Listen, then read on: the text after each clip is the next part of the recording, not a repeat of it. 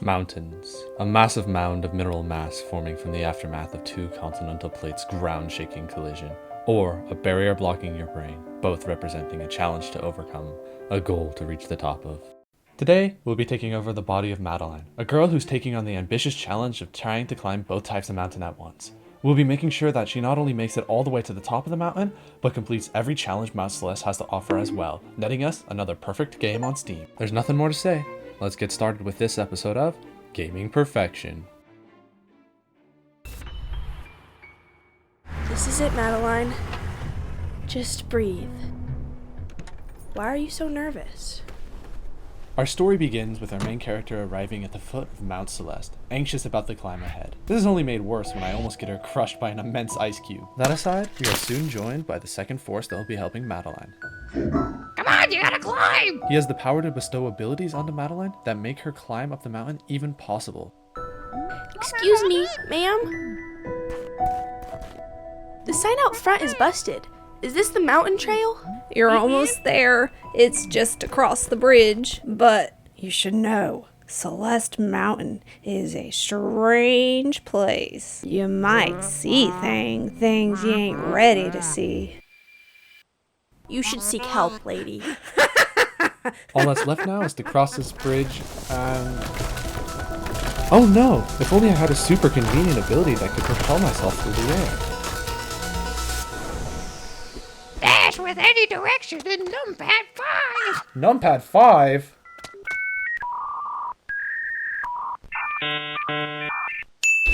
This is looking like it's gonna be a long climb. You can do this.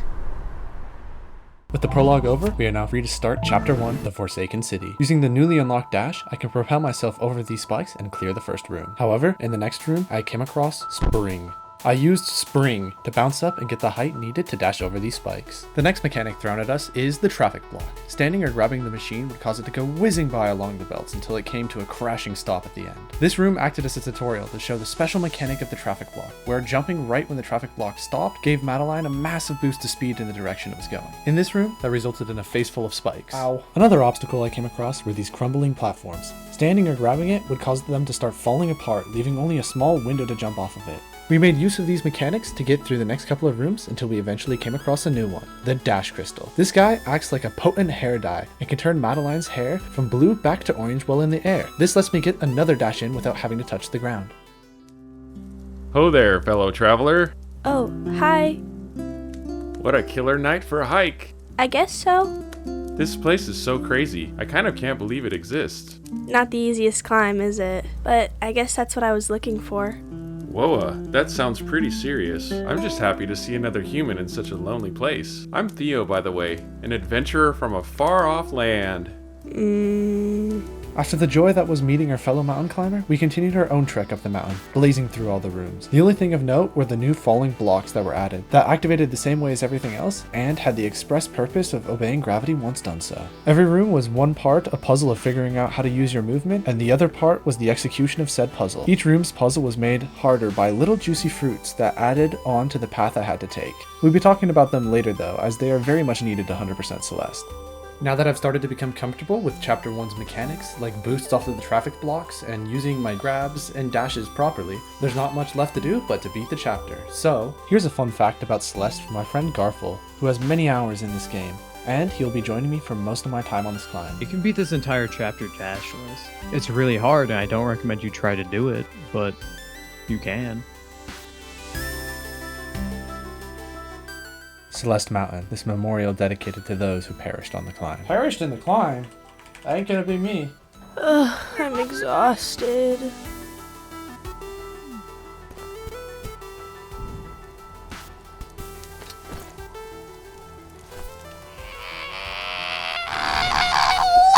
Go back, leave, go back! This might have been a mistake.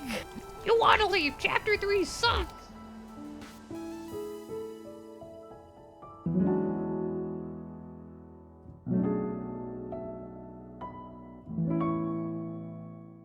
This is gonna be hard to beat. Oh, how naive I was. We now move on into Chapter 2, Old Sight. Awakening next to the cerulean glow of our distorted fire, the sky adrip with gleaming star. No idea of where to go, I wandered around these mysterious ruins until I came across an old mirror. Awaken me. It did nothing, but it's not like I could go back down the platform. So I had to ask Garful for a little bit of a hint. Garful, what am I supposed to do? I think walk past? Yo, watch me break this mirror.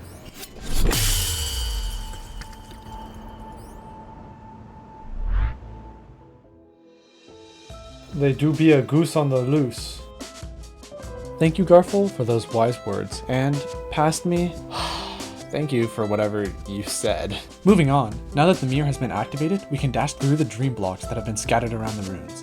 Dashing through them not only sends us barreling out the other side, but also re-dyes our hair in the process. Just don't ask what happens if there's a wall blocking your path. Yeah, you gotta race Battleline. Oh, Battleline is her name. Yeah, she's called Battleline because she's bad and also Battleline. Well, I was thinking because she's a baddie, but I don't know. Yeah, man, you should keep that in, by the way. No. There you are, Garful. I kept it in. But joke's on you. It works as a great transition to the next part of Chapter 2, the Battleline chase. Madeline, darling, slow down. Who said that? Oh, I'm simply a concerned observer. Are you me? I'm part of you. I can't tell you what a relief it is to finally get out of your head. But look, I'm worried about us. We need a hobby. But this, I know it sounds crazy, but I need to climb this mountain. you are many things, darling, but you are not a mountain climber. Who says I can't be? I know it's not your strong suit, but be reasonable for once. You have no idea what you're getting into. You can't handle this. That is exactly why I need to do this. Are you the weak part of me or the lazy part? I'm the pragmatic part, and I'm trying to be diplomatic here. Let's go home. Together. With Battleline chasing after us, it changes the way we have to do rooms. Battleline will repeat all of my movements delayed from when I first did them, and running into her would send me back to the start of the room. This meant I had to be more deliberate with my pathing and make sure I left room to double back on. All of Celeste's music is great, but the music from this chase sequence was just so good I almost didn't mind getting caught over and over again. Just when I had started to feel like I was getting used to Battleline, Celeste decided to do what Celeste does best and up the difficulty with the addition of the coin door. Bro, what? Did I order pizza or something?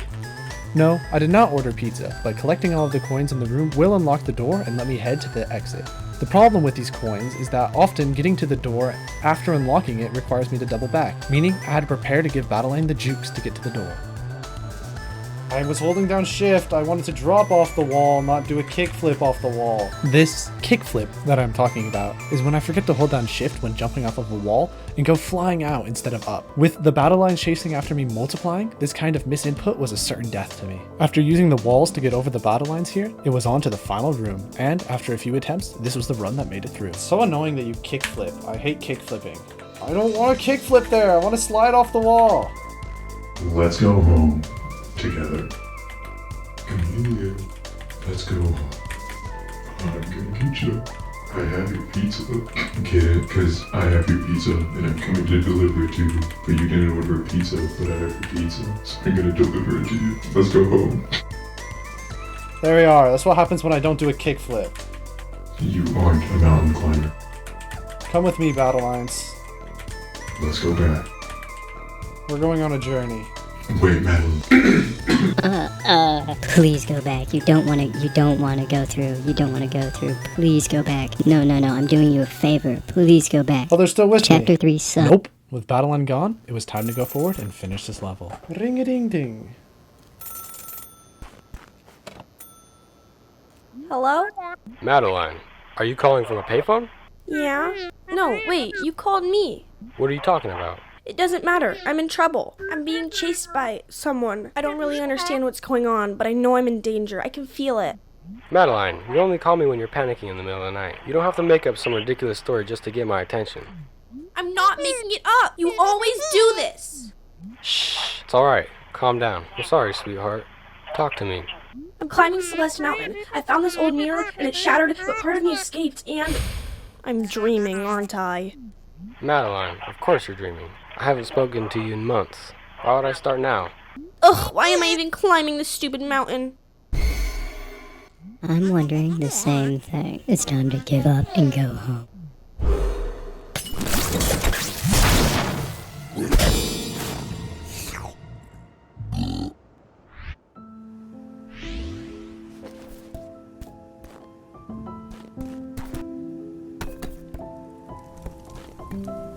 Theo, sorry about earlier. I'm Madeline. I've got a lot on my mind. Well, this is a good place for it. Something about these ruins feels so introspective. It's really making me take a look in the mirror, so to speak. Yeah, I get that. So what far-off land do you hail from? Well, my inquisitive compatriot, I doth hail from the mystical, enigmatic kingdom of Seattle. It sounds like a special place.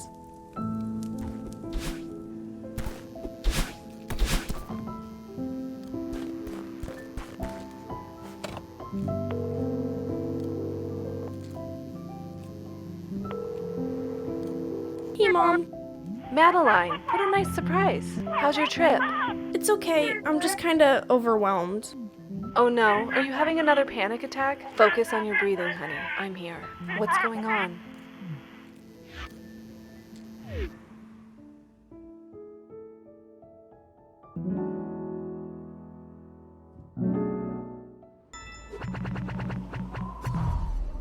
Get the 3rd chapter done today. Or is it very hard? Good luck. This is when it starts to get hard.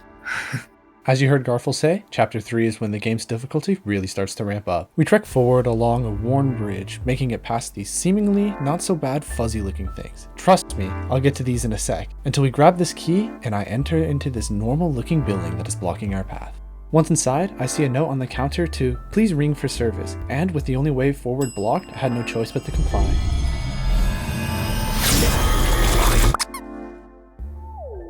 Welcome, may I help you? Are you a ghost? A ghost? Don't be silly. I am the concierge of this fine establishment. Welcome to the world-renowned Celestial Resort Hotel. Mr. Oshiro, at your service. How long will you be staying with us? Oh, I'm just passing through. I'm climbing the mountain. Do you have a back exit? Just passing through. This will not do. You know I can still hear you, right? In any case, our rear service door is reserved for hotel staff only. However, our top floor presidential suite features a world-class view of the peak. Yes, you'll be quite comfortable up there. Maybe I could get on the roof from there and climb down the back, but again, I'm not really interested in staying. Right this way, Miss Madeline. Now that we are inside the resort, I can finally talk about those stupid little fuzzy things. Those guys, who are also known as dust bunnies or sludge, are what make Chapter 3 so painful. Their whole thing is that they are fast moving and a pain to time jumps through. They wouldn't be all that bad if it wasn't for how well the later mechanics pair with them. With some well-timed jumps, I'm able to grab this key and continue on deeper into the hotel. Here are where the wall tentacles make their appearance. When you touch one of them, it turns into a stupid little fuzzy thing, preventing me from going over the same section twice. The thing is though, when I first played this level, I thought they activated based off the amount of time I spent on them. So I rushed every section containing these tentacles, making jumps containing the dust bunnies even harder. You may have also noticed the platforms that I've started using to navigate throughout these levels. They are called sinking platforms and work exactly how they sound, giving me a time pressure to my jumps that I really needed more time for because I was waiting for the right pattern in the dust bunnies. Now this room makes great use of the moving platforms and springs to prevent you from ever touching the ground, while making it so you can still jump up and grab coins at the same time. This secondary use of the spring to replenish your dash and stay in the air without touching the ground will come up in many future levels as well. Here, Celeste shows us that gravity can make a great substitute for falling platforms. Miss Madeline, I really must implore you to keep up. I'm running a world-class establishment here. I don't have time to wait around for meandering guests. Hey, I didn't take that long to clear the levels. Shiro, you idiot. The customer is always right. Business is finally picking up and you lose your temper? My sincere apologies. I was out of line. Please feel free to explore at your leisure. Thanks for the apology, but I do hope you know I'm not giving you any money, right? I think Mr. Oshiro took that personally because he decided to put us to work in cleaning his resort for him. So I did the only logical thing to do when someone asks you to clean something for them and find the nearest PC and start playing games. Welcome to Pico 8, the 4-bit cousin of Celeste. In this version, we keep most of the base movement of Celeste, like dashes and wall jumps, but lose the ability to climb. I make my way up this gamified version of the mountain we are climbing and come across the 4-bit version of real mechanics like springs and crumbling platforms. As I keep climbing, I come across some keys and chests, and even though I don't need to collect the juicy fruit inside, I still collect every one that I come across in this game inside a game. The Pico was hard, and it became even harder when red balloons were added in as the 4-bit version of dash crystals. I was required to perform chained air dashes around spikes that forced me to really learn the difference between diagonal dashing and straight dashing.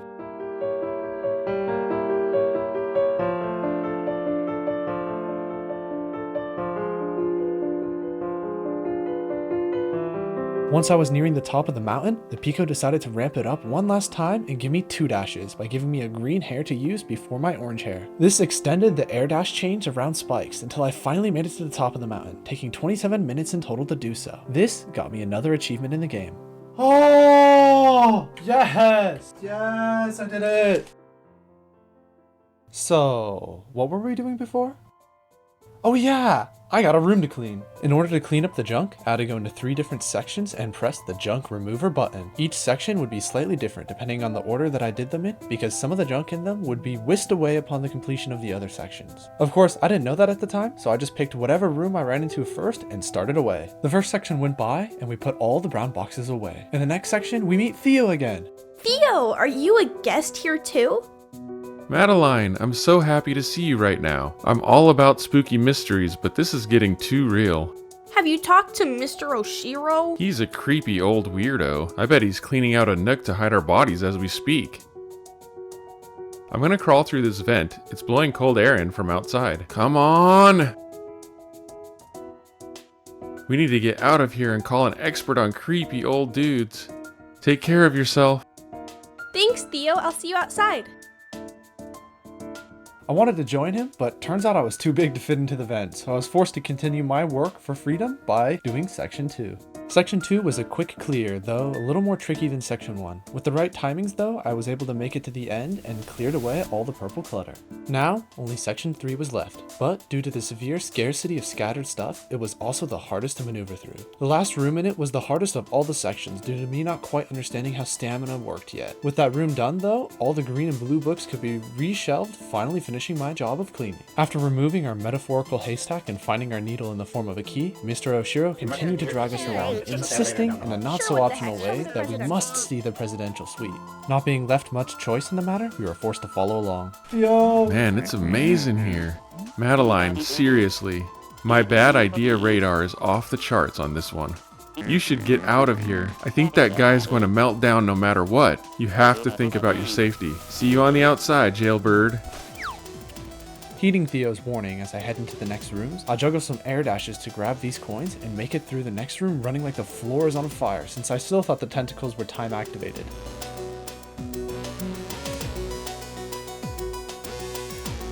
There you are, Miss Madeline. Follow me quickly. We're almost there. I would love to follow you and get out of here, but I can't go through those stupid little fuzzy things, so you'll have to wait, Mr. Oshiro, as I go find another one of your keys to come in the back way. Even with this last room before the presidential suite throwing everything it had at us, nothing can stop us from making it there and finally getting free from this resort. Here we are, our award-winning presidential suite. Truly, it is the very definition of rustic luxury. I'll stand back and allow you to soak in the majesty. I understand it can be a lot to handle. So, can I get on the roof from here? I don't want to stay. Yo, watch me break this mirror, but better. Warning, this is the cringe alert. If you are easily susceptible to cringing, please skip forward 40 seconds of the video. You have been warned. What's good, Oshiro? Feel like a hero. Too bad your stupid hotel makes you a little zero. This place smells so bad, it makes me want to throw. Oh, so dirty. This place would need a cleaning superhero.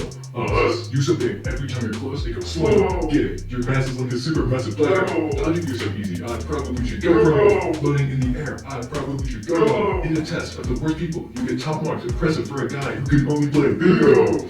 Presidential suite. Yeah, definitely. Every time I walk into your suite, I want to shout profanity. I hate this place. It looks like a broken plate. Delusional owner makes this place a mother disservice. How do you not know what you're doing to this place? You shouldn't even get a piece of my birthday cake. All these rooms sucks and are covered with ectoplasm. You're the worst. I hope you fall into a chasm. Stupid bars. Please leave, Miss Madeline. Come on, Miss Madeline. You heard the man.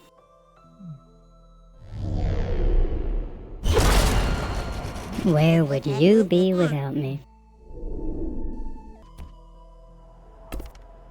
I thought we'd never get rid of him. You owe me one.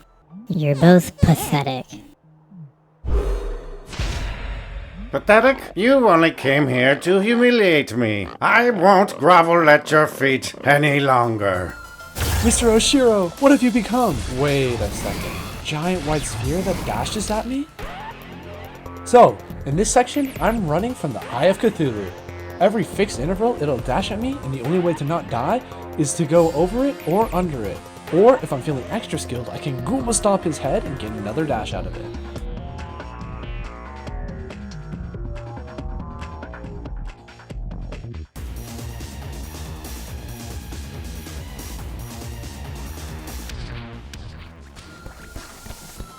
Mr. Oshiro, stop! I just wanted to help!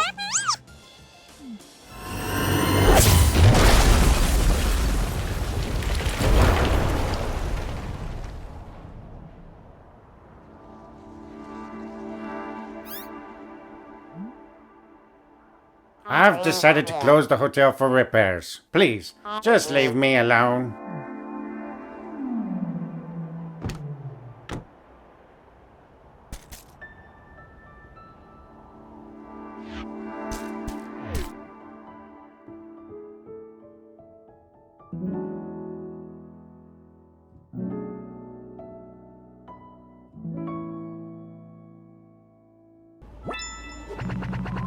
Yeah, I felt those deaths.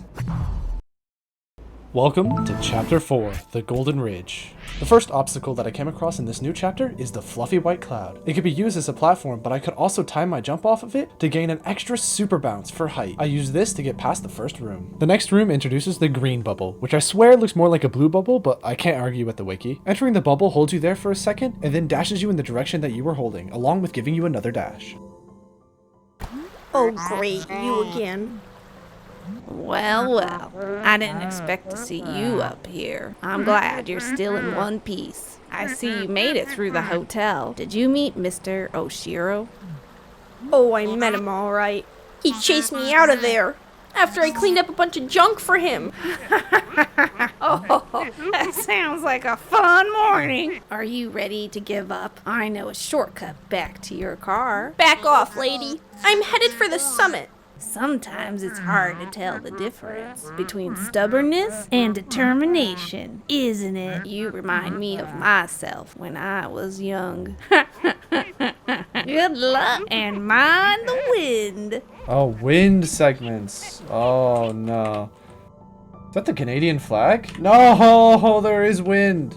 So, wind. In most games that wind is in, it is always a pain, providing a disconnect between the player's inputs and the character's movement. Is this how it works in Celeste? Well, yes and no. The wind is still painful at times, but as you'll see later in the level, there are some creative uses for the wind that justify its existence and make it kind of fun. This is a great example about how wind will be used, but it will require a quick tangent to finally explain how Celeste's stamina system works. You see, Madeline has a hidden stamina meter of 110 that gets used up when doing things like holding onto a wall, climbing up the wall, or climb jumping. This means that you only have a set number of wall you can go up before just falling back down. This changes with wind. Wall jumping usually lands you farther down than when you started the jump, making gaining height with it almost impossible. However, with the wind blowing you against the wall, you can gain height, and that is what let me get over that wall. Now, here is a mechanic of Chapter 4 that is much worse than the wind. The moving block. Take all the pane that is auto-scrolling levels and put them into one block. When grabbed or landed on, these blocks will start to move, very slowly, and can be guided by holding a direction to move towards, if on the pressure plate part of the block. That definitely did not take me an absolute age to figure out. There's also this pink cloud. It's like the white cloud, but vanishes when you touch it, kind of like how cotton candy vanishes when I touch it.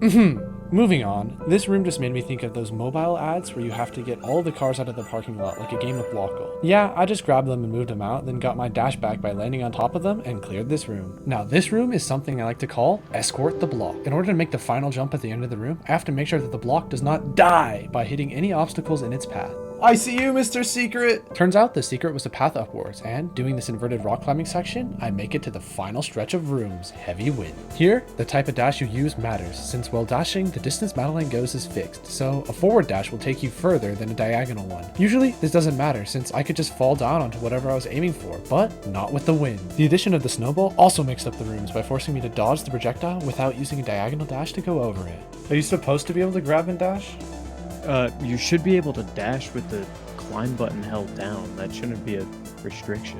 So, do you remember the very beginning of the game when the bird came down and told me my dash key? Turns out, holding shifts makes the numpad keys just not work, and my grab keybind was shift. This entire time, if I ever held the grab key, my dash would just not work. I somehow made it through the entire chapter 3 like this. With that now fixed, I was easily able to make it through this room. After some quick bubble gameplay mixed with a dash of cloud, I was finally on to the final room, which changed up the ever-present headwind for a bit of tailwind, sending me flying through the entire room and onto the tram.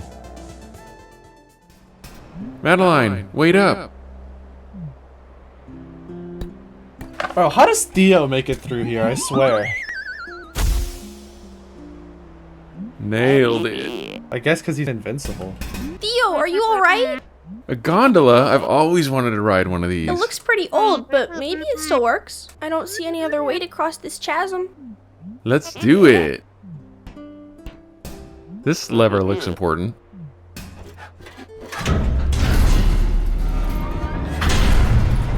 Easy every time. I was probably a gondola operator in a past life. Okay, if we don't get a selfie on this thing, we're going to regret it. Watch me break this gondola. What was that? Huh, looks like we stalled out. This is really bad.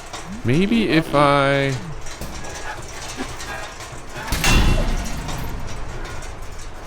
Well, that's not good. No, this really isn't good. Madeline, you cool? No, I'm not cool. You're having a panic attack. Stay with me here. My grandpa taught me a trick for this. Close your eyes. Picture a feather floating in front of you. See it? Okay. Your breathing keeps that feather floating. I'm breathing. See? Easy every time.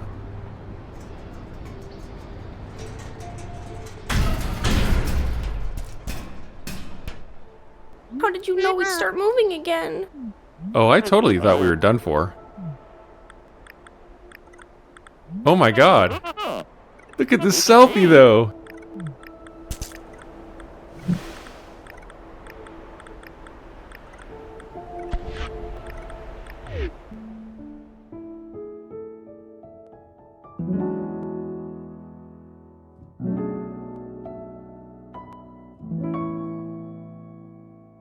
With chapter 4 done, we can now ride the tram up into chapter 5, the Mirror Temple. Oh man, look at this place. Feeling adventurous? This place must be ancient. My Instapix followers are gonna eat this up. Oh my god. Theo is like the average just hiker nowadays. There's no way this ends well. These old ruins are the Mirror Temple. Now there are a lot of things to be said about this place, but first let's talk about these dash platforms. When dashing, these constructs change from their dormant purpley red color to their bright lime green, and fly along their highlighted path like the traffic blocks from chapter 1. Uh-oh. This is Theo's phone. I'll give it back to him when I find him. Oh, it's showing character growth. She's in front of a mirror and she didn't immediately die. Going through the wall, we come across another bubble. This one is different though, as the color is red, making it a red bubble. This gives it the property of going along indefinitely, even across multiple screens, until you either hit a wall or cancel it with your dash. I use that here to ride the bubble all the way into this room in order to get the key needed for the door in order to head deeper into the temple. Theo, there you are! Madeline, hey, why are you inside a mirror? I'm pretty sure you're the one in the mirror. What happened? Well, I was taking a nonchalant mirror selfie. You know, it's your boy Theo in this ancient temple, no big deal. Hashtag blessed. Next thing I know, I wake up lying on the ground. How can I find you? Wait, something's coming. I'm feeling a strong inclination to run away. Be careful, okay? There's an eyeball! Why is this so scary? Okay, I'm gonna be honest here. The Mirror Temple is huge. The whole thing is built like a maze, and it's gonna feel like I'm going through here fast, but let me reassure you, I'm very much not. I found a secret here that lets me skip using my key in the door, making it past yet another big chunk of mazy rooms. Lighting a flame, these braziers unveiled the mirror lying behind, and upon getting closer, it pulled me into its nightmarish world.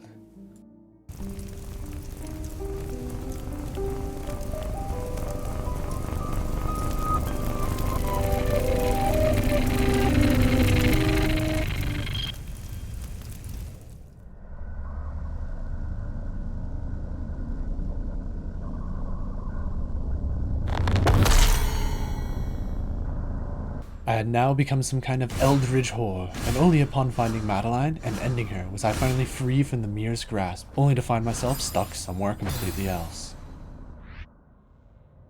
Welcome to the mirror side of the Mirror Temple. Hey, where are we? You think I'm doing this? That's cute. Sweetheart, this is exactly what I warned you about. You still don't get it? The mountain gave me this body. But I'm not the only creepy thing living in that messed up head of yours. Look into the mirror. All of this is yours. This temple only magnifies the mountain's power. You are in control here, not me. If you're part of me, why do you want to hurt me? Poor Madeline, always the victim. All I do is babysit you, and you hate me for it. You are unraveling, and you know it. If you care so much about protecting me, why didn't you just explain what was going on? Like you would have listened? You never gave me a chance. Please, just help me get out of here. Now you want me to save you? Why are you doing this? Stop trying to make me feel like a monster. You really want to know why I won't help? Because you deserve this. Still think you can climb this mountain? Shut up! I don't need your help. I'll do this alone. In this inverted side, these little red seaweed things act as spikes, and I have to use everything that this level has added, plus clicking these green buttons to open doors in order to get through just the first couple of rooms. Ah! What the heck is this? Also, there's monsters now.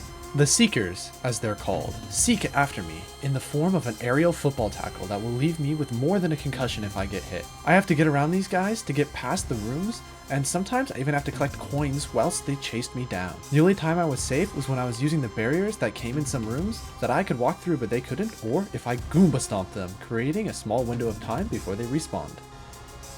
Theo's trapped somewhere in here because of me. Breathe. This is all coming from inside me. Get up, Madeline. Think of the feather. You can save Theo.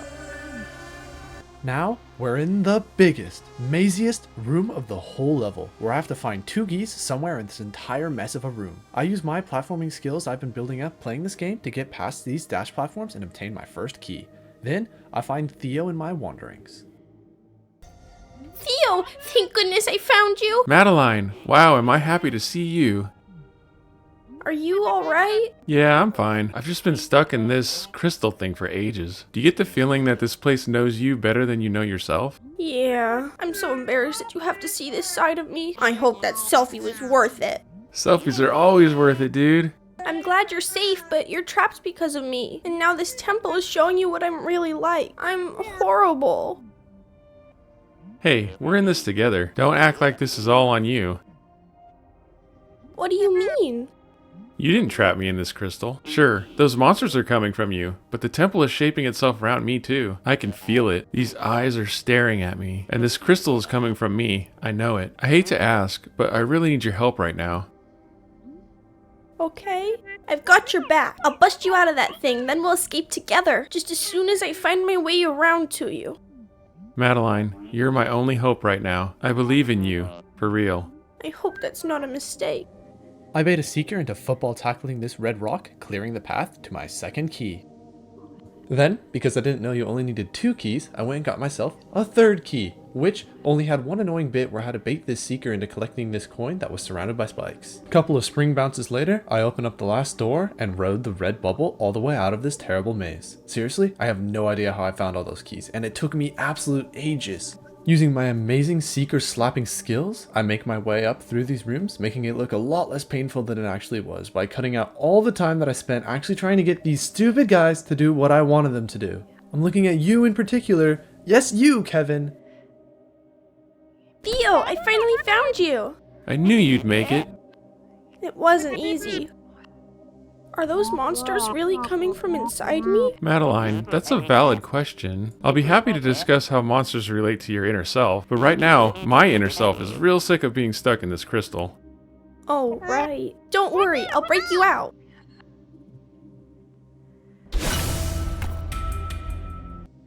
Well, this is a solid start, but this crystal is like an expression of my negative psychic energy, or whatever. I hate to say it, but you might have to— Theo, don't even think about that. I am not leaving you behind. Hell no, you better not leave me in this place. I was gonna say you might have to carry me. Oh, yeah, I can do that. It's now time to save Theo. In order to move him around, I have to pick him up with the grab key, preventing me from climbing any walls while I carry him. I also cannot dash while holding onto Theo. This leads to the main mechanic that makes me absolutely love this section of Chapter 5. Throwing Theo. You see, while I can't dash while holding Theo, when I drop him, Theo goes flying in the direction I am facing, meaning I can throw Theo, then immediately after dash towards him and pick him right back up. This feels great when done right, and even better when I juke a seeker in the process. There are also tons of buttons in every room that I can get myself or use a seeker to press for me. The even better alternative though, for things that I can't reach, is to use Theo himself, as he has the same spike phasing properties as the seekers. These later Theo rooms also start to add back in the dash platforms from earlier in the chapter, which can be used to give Theo a little boost when necessary. I also got much better at dealing with the seekers in these rooms, developing my own strategy to get past them. Step 1, get Theo as far as I could in the room. Step 2, press all the buttons. And then step 3, stomp the seeker and run as far as I possibly could to the exit. Theo, no, you fell in the hole! With the right execution, I was able to make it past this final room and complete chapter 5. I ditched the monster. Finally, I was on that segment for ages. My motivational words to break Theo's insecurities. Get through here, Theo! You're not that fat, Theo! Don't believe what they say!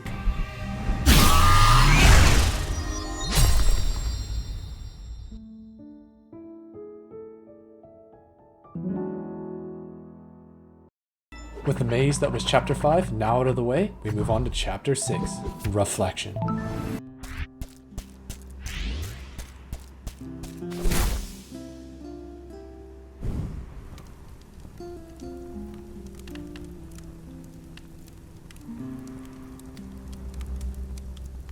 Theo, you're awake! Am I? I'm skeptical. I had a messed up nightmare. Yeah, about that. Wait. Oh, yep, it's all coming back to me now. That actually happened. Thanks for getting us out of there. I'm glad we were in it together. How long was I out for? It must have been a few hours. Man, what a ride. Clearly this isn't a normal mountain. What's really going on here? I should have told you sooner. Back at the old ruins, part of me escaped from a mirror. I swear I dreamt it. You think the mountain made her real? Yeah. She's been haunting me the whole time. Why didn't you say something? I wouldn't have gone into that temple if I knew what this mountain was capable of. I tried to stop you. You could have mentioned that your demon doppelganger was on the loose. Come on, Theo. You know how crazy this sounds. Okay. I understand. Next time, just talk to me though. I promise I'll believe you. Thank you, Theo. For believing in me back there, I mean. Believing in you was the easy part. I wish I could have helped. I was pretty useless stuck in that thing. There's a lot of history here. Yeah. This mountain has meant so many things to so many people. I'm starting to understand why that crazy old lady lives here. You ran into her too? What's her deal? I think she's just a mean person, but she does seem pretty content living out here. How do you cope with anything? I drink, mostly, and get mad at people on the internet. What brought you to the mountain? I'm just kind of bumming around, as usual. I started this new job in Seattle. I thought I finally knew what I was supposed to be doing with my life, but I hated it. So I quit after a week and hopped a bus to Canada. I just felt this urge to get lost in the middle of nowhere.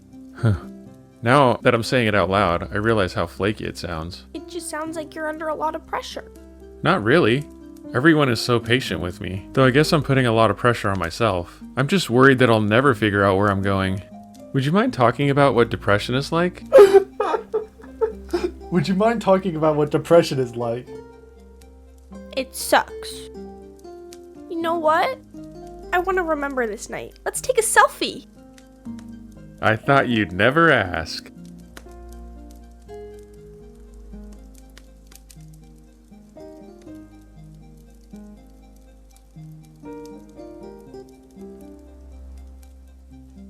You know, despite everything, I feel pretty good right now.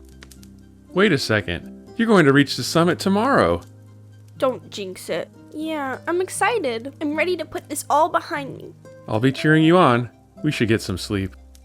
Okay, good night, Theo. Thanks for being cool. What can I say? It comes naturally. After our long talk with Theo, I awake to the azure blue sky of the dream world's aurora borealis filling the night air. I climb higher and higher into the inky canvas in the sky, using a physical representation of Theo's feather, in the form of a golden feather, to continue my flight. Each feather gives me a short window of airtime where I can guide myself along the X and Y axis, along with their diagonals.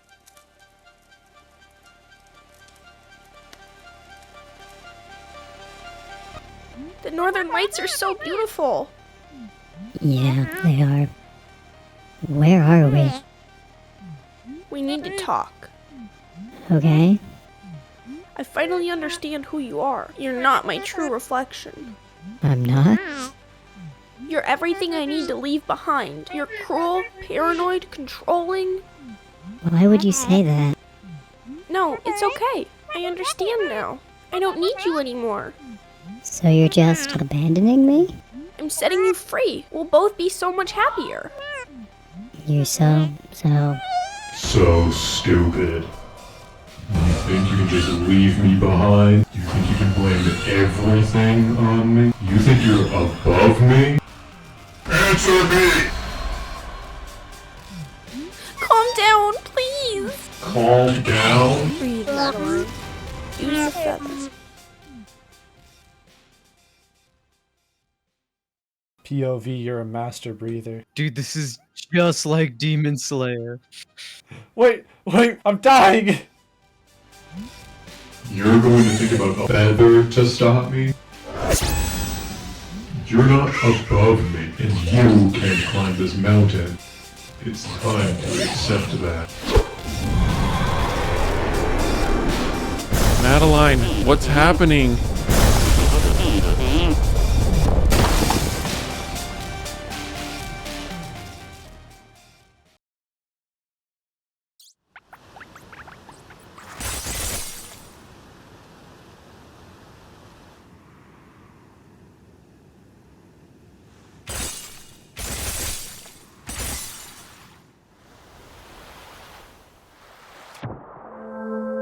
Well, we're at the bottom of the mountain now. Welcome to Reflection, where the only thing better than this chapter's graphics is the music. And the Kevins. I love these Kevins. The chapter has us starting off by using a mix of feathers and Kevins to climb our way back up the mountain, avoiding the sharp pink crystals called spinners along the way. So, the big question, what does a Kevin do? Well, thank you for asking. A Kevin will be inactive until I come along and dash into one of its sides. Upon awakening, the Kevin will charge towards the direction I hit it from until stopped by a wall, or what makes them fun, having their direction changed, even while they're moving. And of course, the real reason I like them, the sound they make.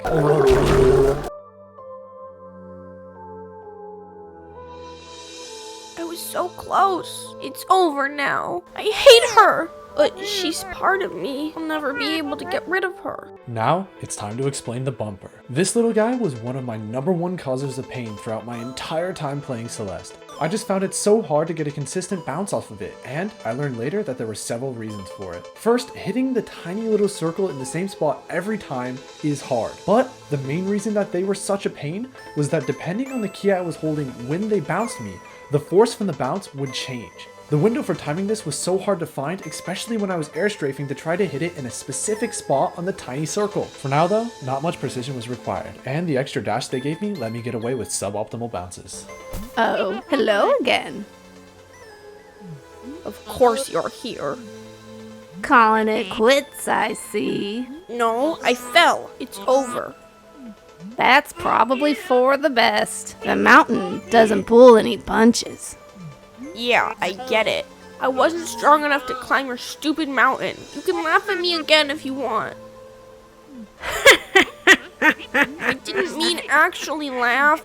Sometimes you gotta know when to throw in the towel. You'll get over it. You know what? I had a lot of time to think climbing out of this cave, and I'm already over it.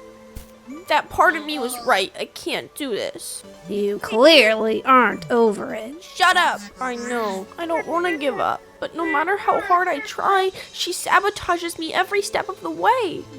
A lot of kids come here to climb this mountain, only to give up. It's a shame that you fell. I was starting to think you'd make it. What makes me so special? I've never met someone so angry at themselves. Honestly, I thought you'd reach the summit just to spite yourself. Gee, thanks. This girl you're talking about, it sounds like she's holding you back. Talk to her, figure out why she's so scared. You think she's scared? I guess I never thought of it that way. Stop wasting both of our time and ask her, what have you got to lose?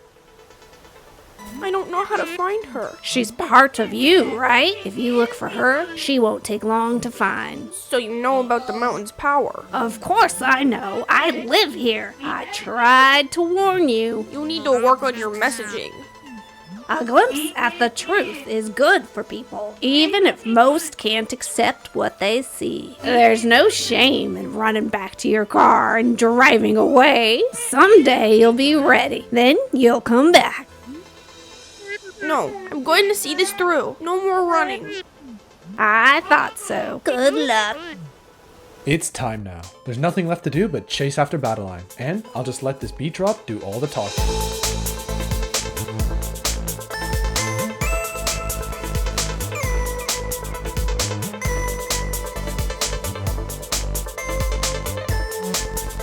Bro, Madeline is literally the fastest swimmer in all of existence.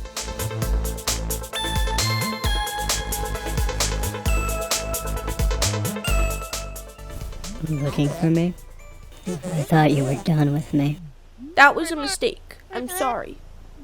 You think you got it all figured out. You think you don't need me.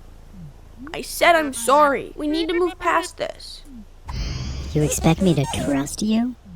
You aren't innocent here either. But I know you're scared.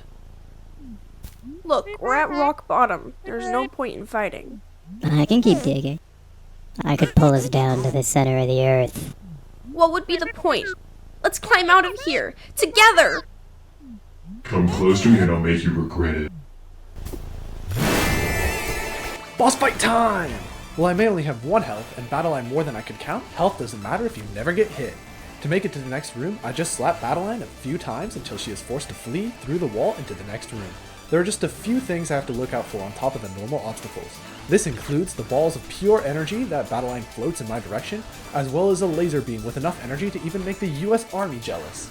In some rooms, after slapping Battleline once, she will cause rocks to rain down from the ceiling, changing up the room or giving me moving platforms to launch myself off of. The rooms also start to add in mechanics from earlier in the chapter, like bumpers and feathers that I both equally dislike.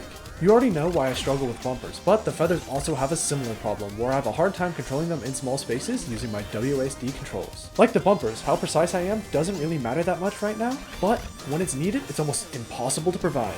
Also, despite my dislike for these 2 core mechanics of this level, I still love this boss fight. I did you a favor. You aren't a mountain climber. I'm just trying to help you. None of this would have happened if you listened to me. Here is when I really get to use the platforms for boosts. One thing I didn't mention about the fight is that whenever I slap Battleline, she throws me away from her. Usually, I'm sent backwards in the room, but in this large room, she tosses me towards the next obstacle, making the whole thing flow like a fluid motion.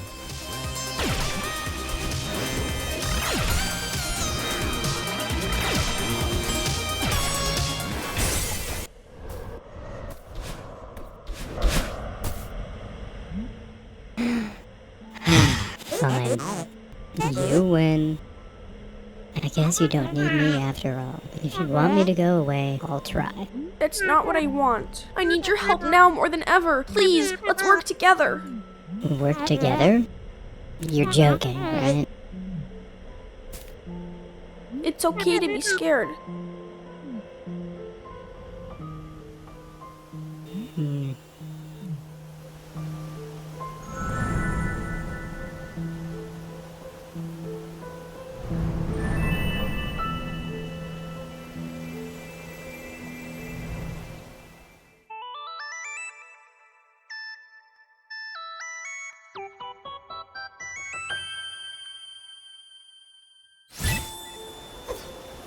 Now I have 2 dashes, like the Pico minigame.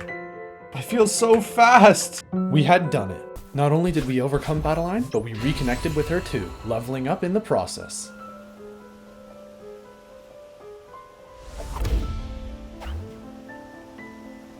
How did we do that? If we can climb like that, maybe we can still reach the summit. You still want to climb the mountain? Why would we go back up there? It's good to see you two playing nice. Hey, thanks for talking some sense into me earlier. Don't mention it. I'm glad I could still be useful every now and then. Madeline! Madeline, you're okay. I ran down to help, but it looks like you're doing fine. Thanks, Theo. Honestly, maybe that fall was what I needed. Is this the part of you that you were talking about? She's like an adorable goth Madeline. Hi, Theo. If her and I work together, I think we can still finish the climb. That's so rad. Wait, no, I didn't agree to this. You said we'd talk about things first. You're right. I understand that you're scared, but we both know that this is something we want to do. We have to try one last time. Yeah, you got this. It's not a bad idea. I reckon you can make it if you cooperate. Okay, I'll try. Can I help? You've already done so much for me. Let me hold your bag at least. Good idea. This won't take long.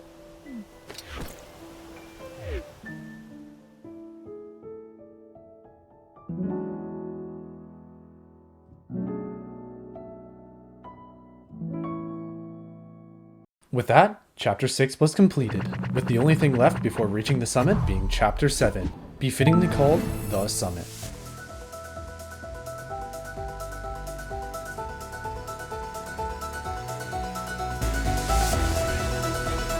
Welcome to Chapter 7, the culmination of every chapter before it thrown into a delicious pot of soup with one of the best soundtracks in the entire game sprinkled on top for some added seasoning. We start at the bottom of the mountain where Reflection left us off and start to climb back up. This time though, we have mended our relationship with Battleline and now we have access to 2 dashes. This changes the way we can interact with previous obstacles and just gives us way more airtime in general.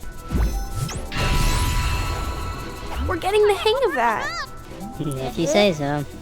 This mountain doesn't stand a chance. Back in Forsaken City, I get back into the flow of boosting off of traffic blocks and using springs, which now are even more useful than they were before, due to them refilling both dashes and letting me get more distance off of a spring even when it's facing away from where I'm going. I take a more difficult side route here, but at this point, I'm starting to get the hang of the game, and the added level of difficulty doesn't slow me down at all.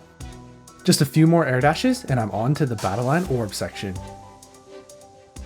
Here, Battleline gives me a boost up every time I come in contact with her, before moving up to a higher part in the room. Rinse and repeat, and I've finished off Forsaken City. How are you feeling? I'm fine.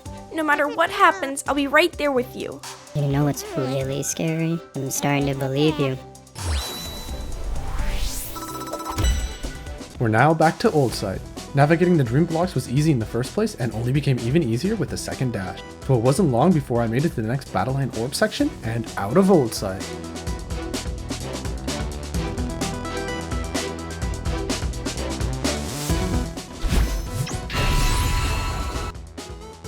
Nice job back there. Look at you! Miss Positivity over here. You're so supportive. Don't push your luck. Now, we're back to the Celestial Resort. The Celestial Resort was a pain the first time, and the only thing that makes this better is getting past the stupid little fuzzy things was slightly less painful with 2 dashes. I also had finally learned that I could stand on the wall tentacles without dying, courtesy of Garful, which I would say made this section easier, but I was going too fast to even notice the difference. All it took to clear these stages was to figure out the pattern and find my window to get through. My strategy was just to hold forward the entire time so I would get a consistent cycle. This just involved copious amounts of death. And that was it for the Celestial Resort. For now.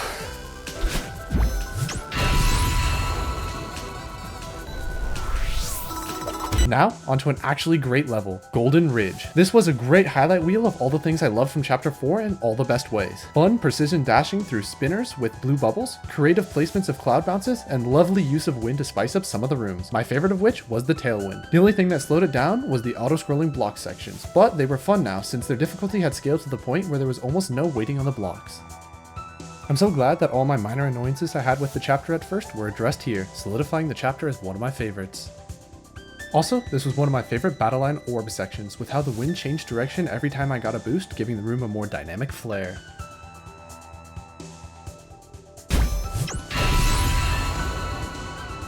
That was a close one. Yeah, I wasn't sure if we'd make it. Maybe this is too dangerous. No, we can climb this mountain. I've got your back. And I believe in you. That means a lot to me. Oh, the Mirror Temple. The only qualms I had with it was the pain I had with the maze-like structure and the Seekers, both of which decided not to show here. The other mechanics in Chapter 5 of the dash platform and the red bubble were actually some of my favorite to play around with, making this just the kind of section I was looking for. I like the creative use of cancelling the red bubble's charge with a dash, mixed with the dash platforms, and this section where I had to cancel the red bubbles at the right time to make it through some spinners. Also, mid-air button presses just make me feel cool. This battle line section made me think to use the dash platforms right, especially the two parallel ones at the end that made me feel like an American Ninja Warrior. But with that, I had finished the Mirror Temple. This is it, the home stretch. We're so close, we're gonna make it. I'm sorry. I was holding you back. I need to learn to trust you. It's not your fault. I tried to leave you behind. And honestly, I've been trying to leave you behind my entire life. I'm sorry. I wish I tried to understand you sooner. We wasted so much time and energy. If we climb this mountain together, we can do anything. Let's finish it. This is it, the home stretch. One big room and 30 flag checkpoints until I reach the top. In this new section, the wind has decided to change up a little, flipping its axis to also affect my vertical movement. For now, this is seen with the downwinds, but later in the level, there will be some updraft sections too. It takes a little to get used to the downwards force of the wind, but if I went fast enough, gravity wouldn't have a chance to affect me, and I was able to clear the first 11 flags. Now, we're on to that updraft section, where I have to use my newfound floatiness to weave my way through narrow gaps and spinners. I also have to make use of mechanics from the previous chapters, like springs to replenish my dashes and clouds for mega bounce boosts. I also had to manage my stamina and make good use of my wall jumps, because they gained more height under this wind and were more useful. Even the coin doors decided to make an appearance, having me collect their coins bouncing between two springs. With the right precision dashing, I made my way through this massive chunk of spinners, with no time to rest as delaying dashes gives me too much time to fall. And with that, I only had this one vertical dash section where I had to dash straight up and air strafe between dashes to make it through before the updraft section was done. Only 4 more checkpoints now. The golden feathers have decided to make a reappearance, but all it does is delay my climb behind my terrible controls of them between the tight spinners. The second to last flag was a breeze, and the last one too. So, as I climbed to the top, let me just say, beating these 7 chapters only ended up being a third of my playtime, and was nothing close to the difficulty I'd have faced to 100% this game. But, let's bask in the glory of reaching the top just for this second. Wow, we actually did it. Wow, we actually did it. Look at how far we've come. I'm glad I got to see this before I... Oh, right. When we leave the mountain, you won't be able to talk to me anymore. Yeah, I know that we need to go home eventually, but it'll be scary to lose this body.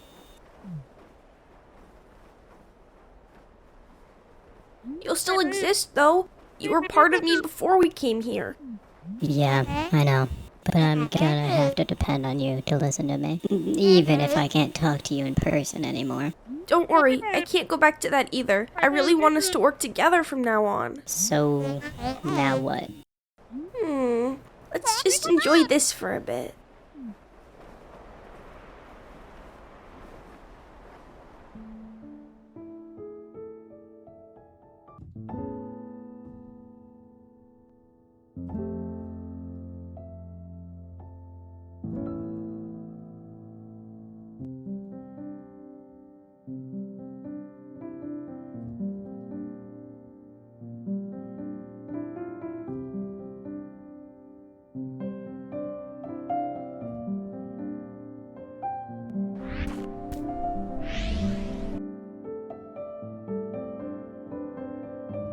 Welcome back. Madeline, did you make it to the summit? Yeah, we did. It was incredible. Beautiful, isn't it? I didn't think it'd be worth it, but it totally was. I should have given you my phone so you could take the ultimate selfie. Good evening, everyone. What are you doing here?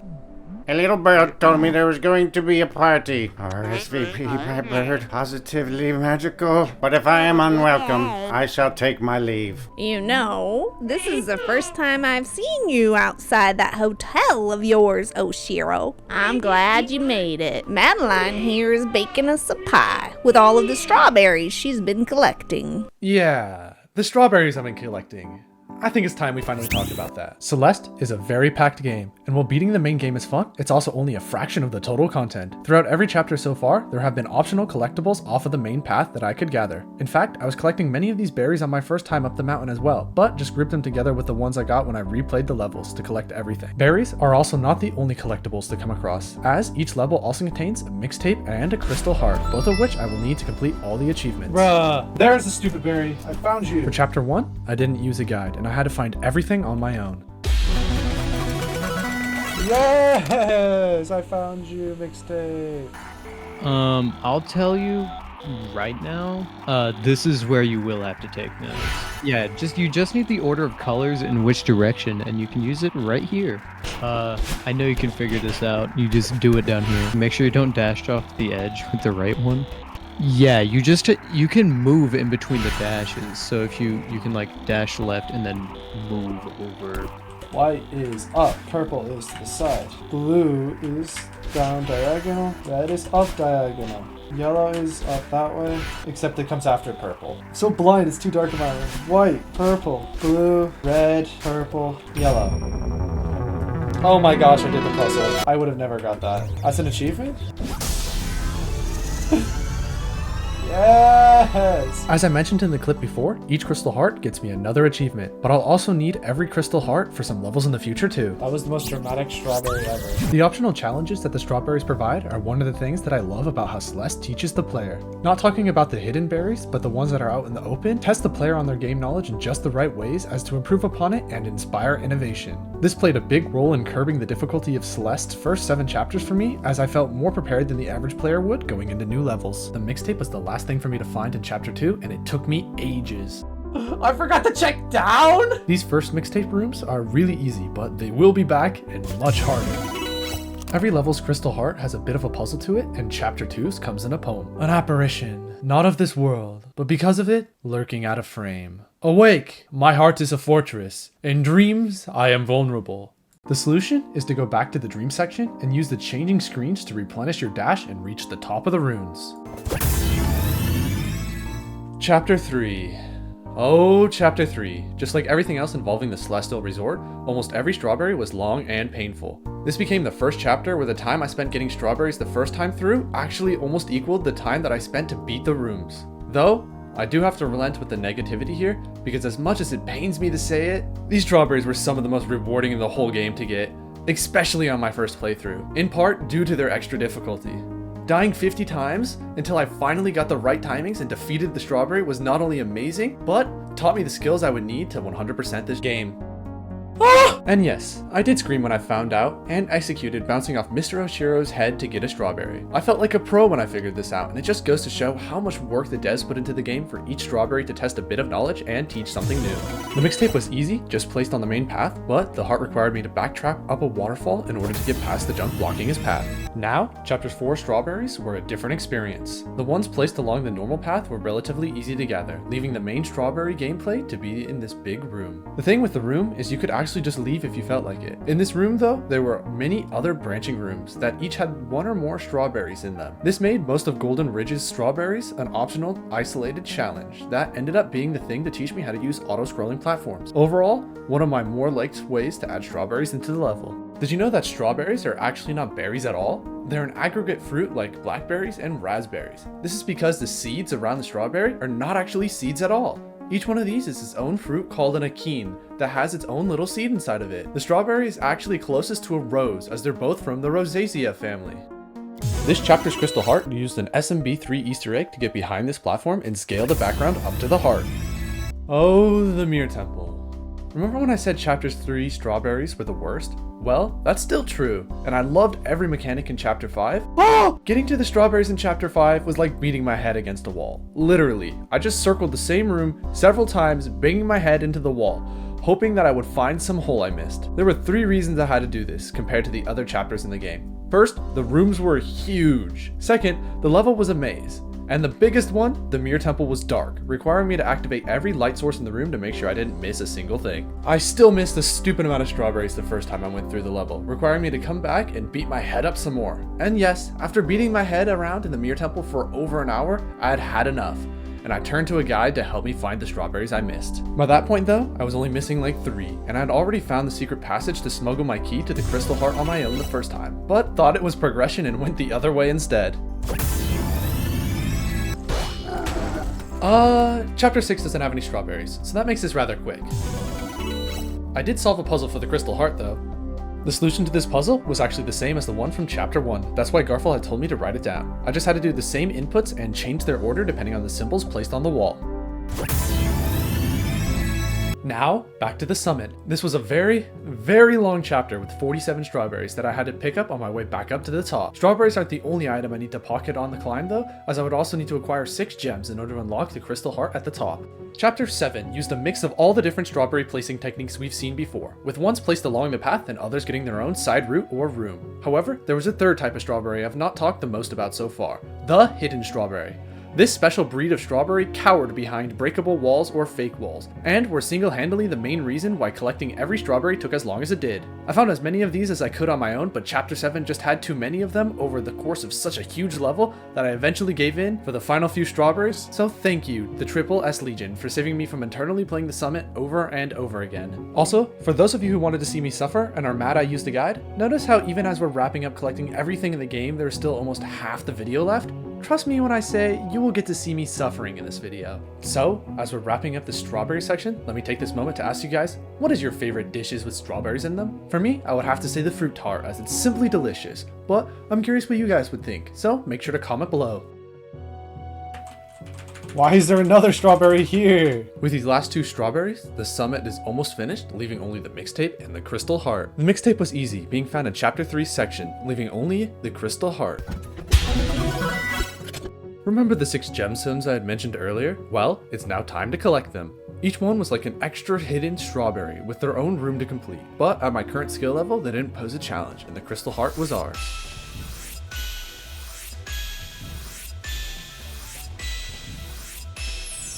Yes! Now, we can finally go back and take a look at the pie made from all the strawberries we had collected. So, how's it taste? Madeline, this is the best thing I've ever tasted. Come on, be honest. He's right, dear. This is delicious. Wow, thanks everyone. I worked really hard for it. You could say that twice. But now, what's next? Well, almost 2 years after Celeste is released, the devs provided a free DLC in the form of Chapter 8, The Core, so we'll start with that.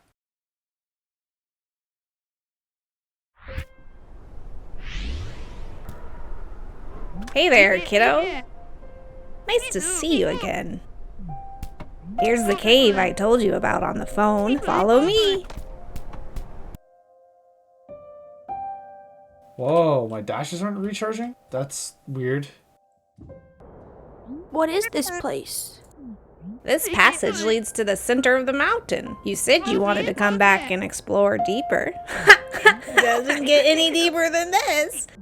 Be careful though, when you get this close to the heart of the mountain, its power will start affecting you differently. Yeah, I already noticed some of that. Good luck in there.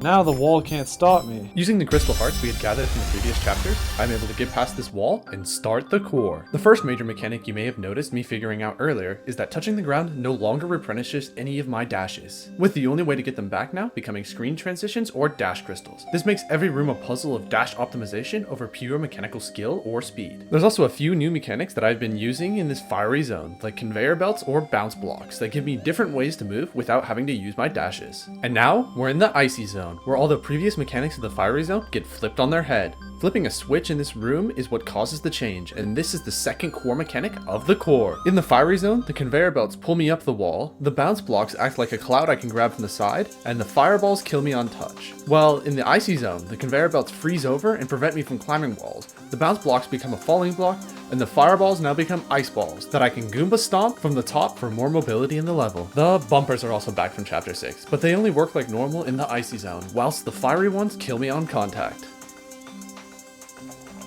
Oh, strawberry! Chapter 8 also has 5 strawberries, and missing this one made me have to do the entire room over again. I made this room look easy, but trust me when I say ice balls are hard, especially before I learned there are 2 different types of bounces they give depending on if you're holding spacebar or not. Rising lava time. Well, the rooms before have been more about taking my time and planning my dashes. With the lava chasing me down, I know how to do that whilst keeping out of the lava's path. Oh, and even in the icy setting, I'm not safe, as the lava turning to ice doesn't deter it at all from continuing its pursuit. Honestly, I kind of enjoyed this section. I had to pull back out the technique I used in chapter 3 of continuously running into the level until I got the right cycle, but here, I didn't feel as much pain from it. Let's be clear though, this was still not easy, but each room was just the right length to not drag anything on too long.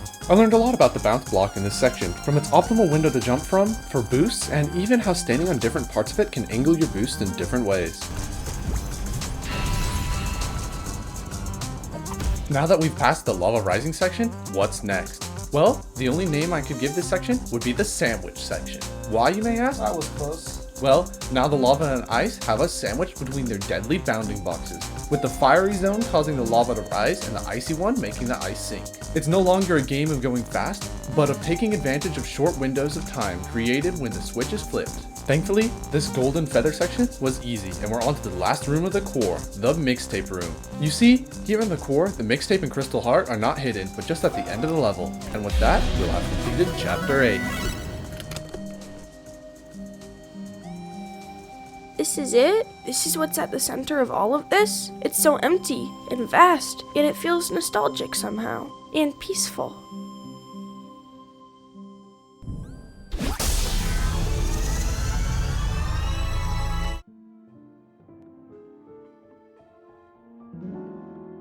With chapter 8 complete, what's there left to do? There's no way there is another super hard DLC chapter to play, right? Well, we'll get back to that later, because there is also another massive chunk of content to do first, right after I get the 2 strawberries I missed in the core. For this first strawberry, you would think that a room full of bumpers would be the worst, but the second one was actually the more painful strawberry, with a room full of ice balls. And I figured out, after making it the first time, a strawberry that requires fiery mode to be turned on to pick up.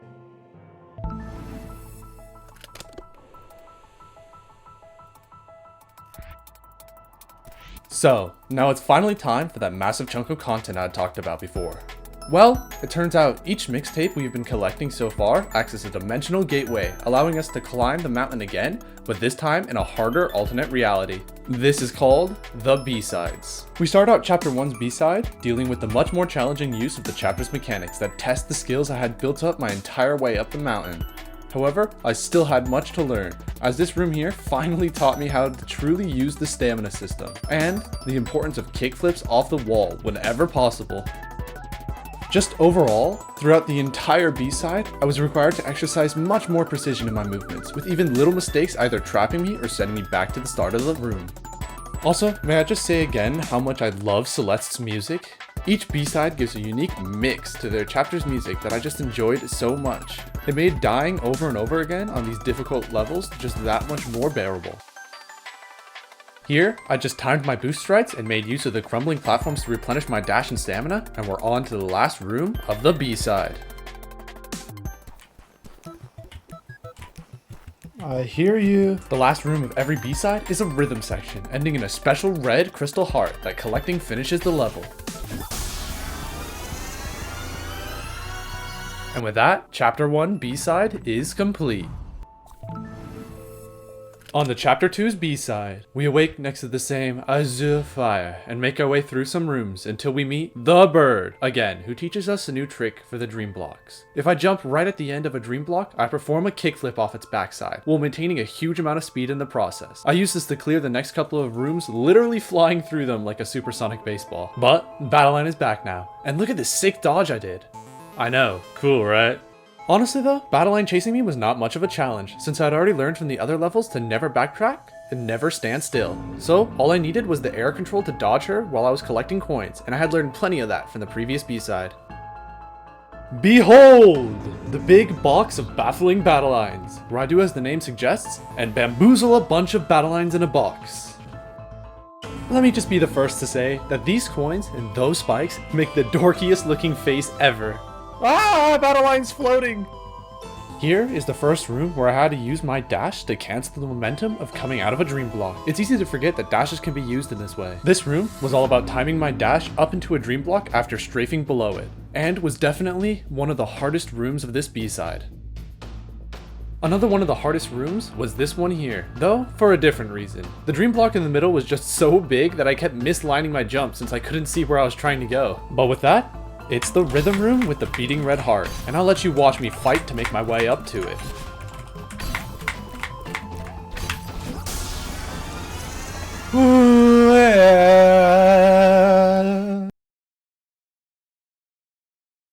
Now that we've wrapped up Chapter 2's B-side, it's time for the dreaded Chapter 3's. Immediately after entering, the first thing I notice, besides the banger of a soundtrack, is that I can go backwards. So, determined to see what lies there, I head out to find a tower viewer, and I check what it has to show me.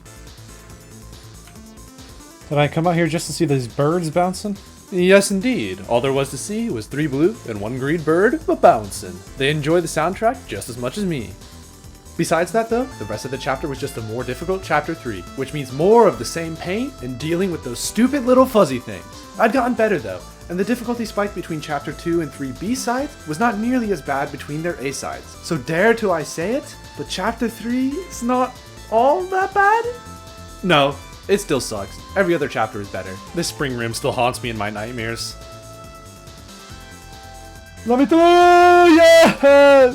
Let me assure you, there was not a single room here that I made it through without many, many deaths. It felt like that time so many hours ago when I first stepped foot into this accursed hotel and learned just how hard this game could get. Not the difficulty of hard mechanical inputs, but the mental drain of memorizing the pattern of the room and executing it over and over and over again until finally being free to repeat the same thing in the next room. Don't get me wrong, it's still one of the biggest dopamine hits in gaming when I finally beat a room in here. But it's also the dread of starting each room and the process of beating it that causes the pain. So, would I say the pain is worth it?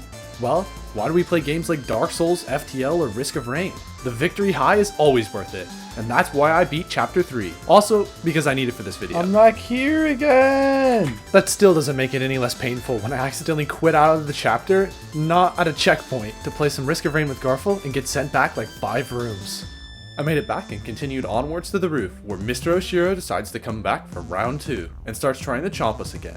The strategy is a little different from last time though, where instead of just running and hoping, I would bait out a charge from him, and then do the running and hoping, until I got to a spot where I could bait another charge from him, rinse and repeat the cycle, and I was able to make it through a bunch of rooms. This left only the rhythm room, with the same spring coin collecting gimmick as the room of my nightmares, but without the stupid little fuzzy thing running over the springs. This one was way more simple, and I was able to collect the crystal heart. Yes, Mr. Hart. I'm so done with Chapter 3 B-side. Let's go. Finally, freedom at last. I hope I never have to come back to Chapter 3 again. Foreshadowing is a literary We've now made it on the Chapter 4's B-side, which has a nice, peaceful soundtrack to match the tranquility I felt after finally making out of that terrible hotel. The simplicity of the bubbles was a great change of pace, and I blew through most of the early rooms quickly. In a surprising turn of events, the auto-scrolling block section went from being by far the most brain-dead easy parts in the A-side to actually being the most difficult parts in the B-side. In fact, their rise in difficulty completely changed my opinion on them from never wanting to see them into becoming my favorite part of one of my favorite chapters. This is seen the most in the vertical escort block sections, which were some of my favorite rooms to complete in the game. Other than that, there was nothing special about the other rooms, with me blowing right by all the wind sections. Okay, I'll apologize for that joke. I should have said that the rooms were a real breeze to complete.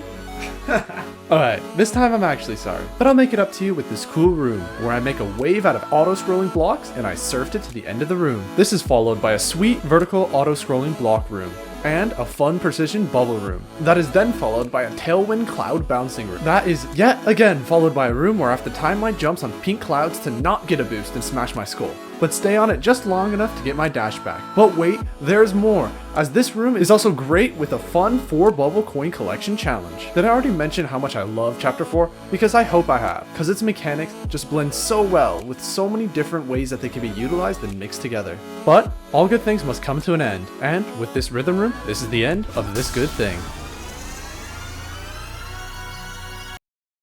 Goodbye, Chapter 4, and hello, Chapter 5's B-side. Welcome back to the Mirror Temple.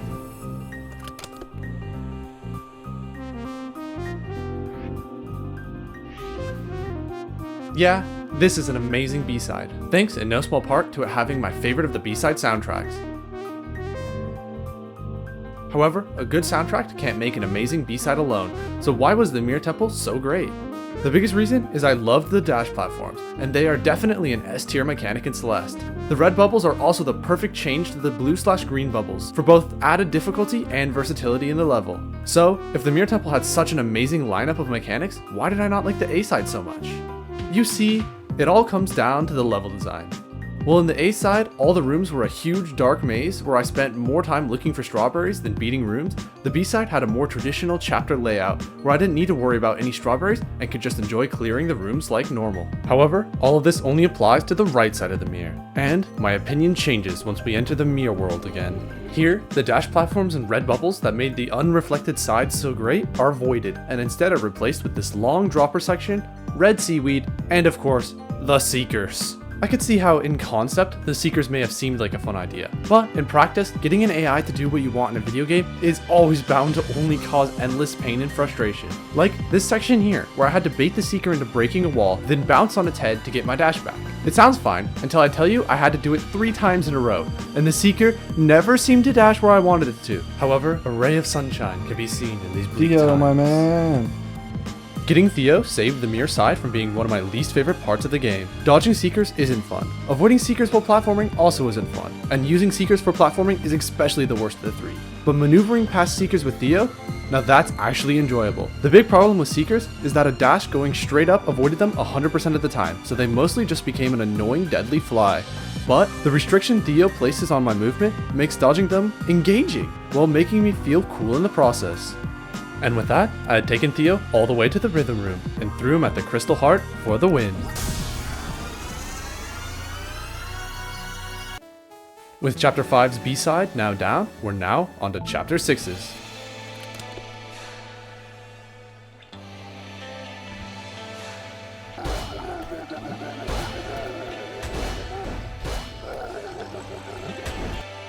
Oh boy, this was one of the hardest B-sides, if not the hardest. Going from the Mirror Temple's dash platforms and red bubbles to Reflection's bumpers and golden feathers was like night and day in what true difficulty was. Even the Kevins were just a more difficult version of the auto-scrolling blocks from the Golden Ridge. This is the first chapter where I finally realized what I'd gotten myself into when I set out 100% Sometimes Celeste. sections like your dash will take you the right distance, so you just have to not hold down any keys, otherwise you will die.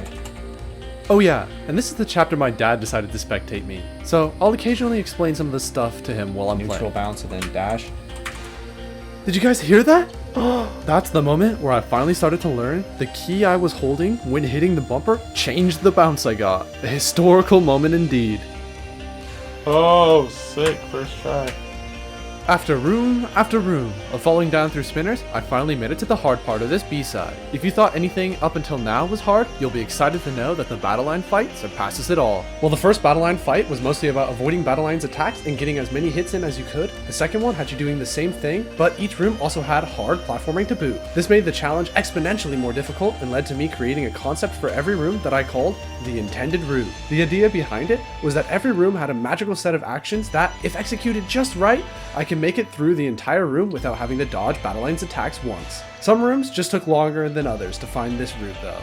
Oh, who designed this? I hate feather gameplay. Whoever designed this, I'm pissed. Yes! There we are. I didn't get a boost off of it. Kevin! Kevin, my man! Why didn't you give me a boost?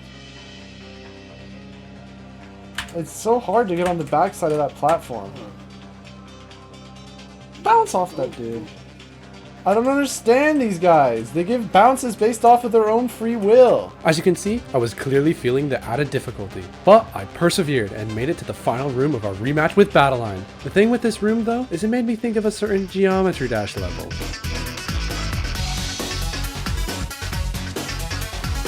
Channel your inner wave! You can master the feather! They are one and the same!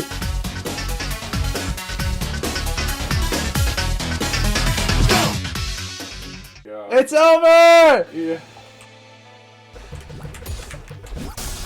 Yes! Yeah!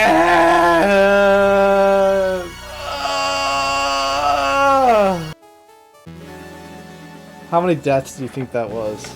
The answer is 475.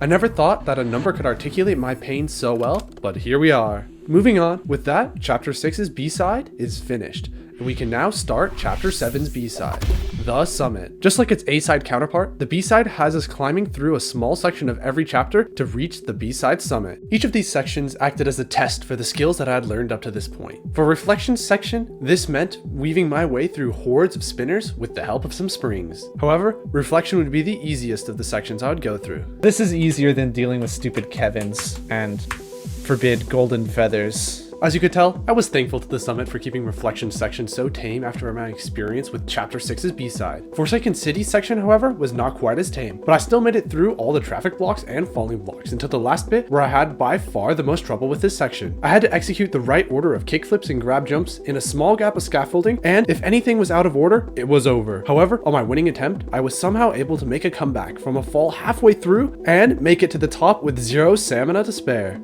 Chapter 2 went flying by, with me performing chained boosts out of dream blocks. Only one room stood out to me here, where I had to align myself just right to grab some really small ledges, like an American Ninja Warrior obstacle. However, unlike American Ninja Warriors, I could try again after failing, and with a substantial amount of attempts, I was able to make it past the room, and the rest of Old Sight sections as well. I would say Chapter 3 section was short and sweet, but that would be giving it too much, so I'll just say that it was short. And when I say that it's short, that's still giving it too much, because it actually took me a long time. But because it only had a few rooms, it'll be short to you, the viewer. If I live this, I will get out of the fuzzy. Yes, I'm free. Wind. For some reason, I speak of wind like it's some kind of arch nemesis I'm meeting before a showdown. But Chapter 4 section's wind actually comes as more of a comforting friend after coming out of the Celestial Resort. I'm required to dash Goomba Bounce off the snowball here, but that's the hardest thing in this section, so I sailed through the rest. It went fast with the wind on my side. We're nearing the top with the Mirror Temple section. This section was hard, requiring me to get precise jumps off of dash platforms and even some sections where I had to land, climb, and then jump off a falling dash platform. It could only hold me for so long though, and I made my way even higher to the final room of the summit. Only 20 flags remain.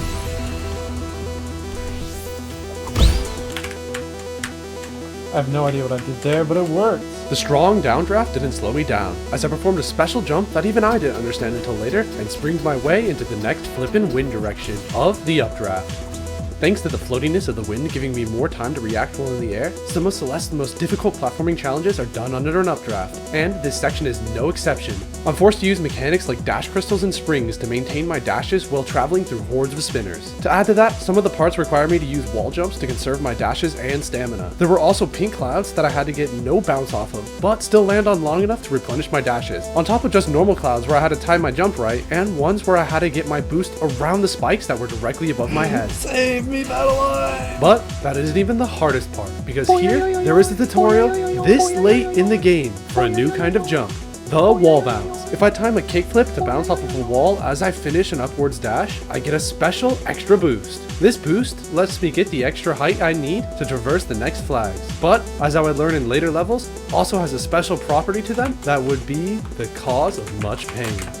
Yes! And that's it for the summit. I've made it to the red flag atop Celeste Mountain once more, this time for the B-sides. Now, on to chapter... Wait a second, why is it not over? Hello? Am I broken? Oh no. Yeah, turns out in my rush from reaching the top of the mountain once more, I had forgotten all the B-sides ended a rhythm room. But after clearing it, now I can finally say Chapter 7 B-side complete. There we are! Ah, what a beautiful view once more.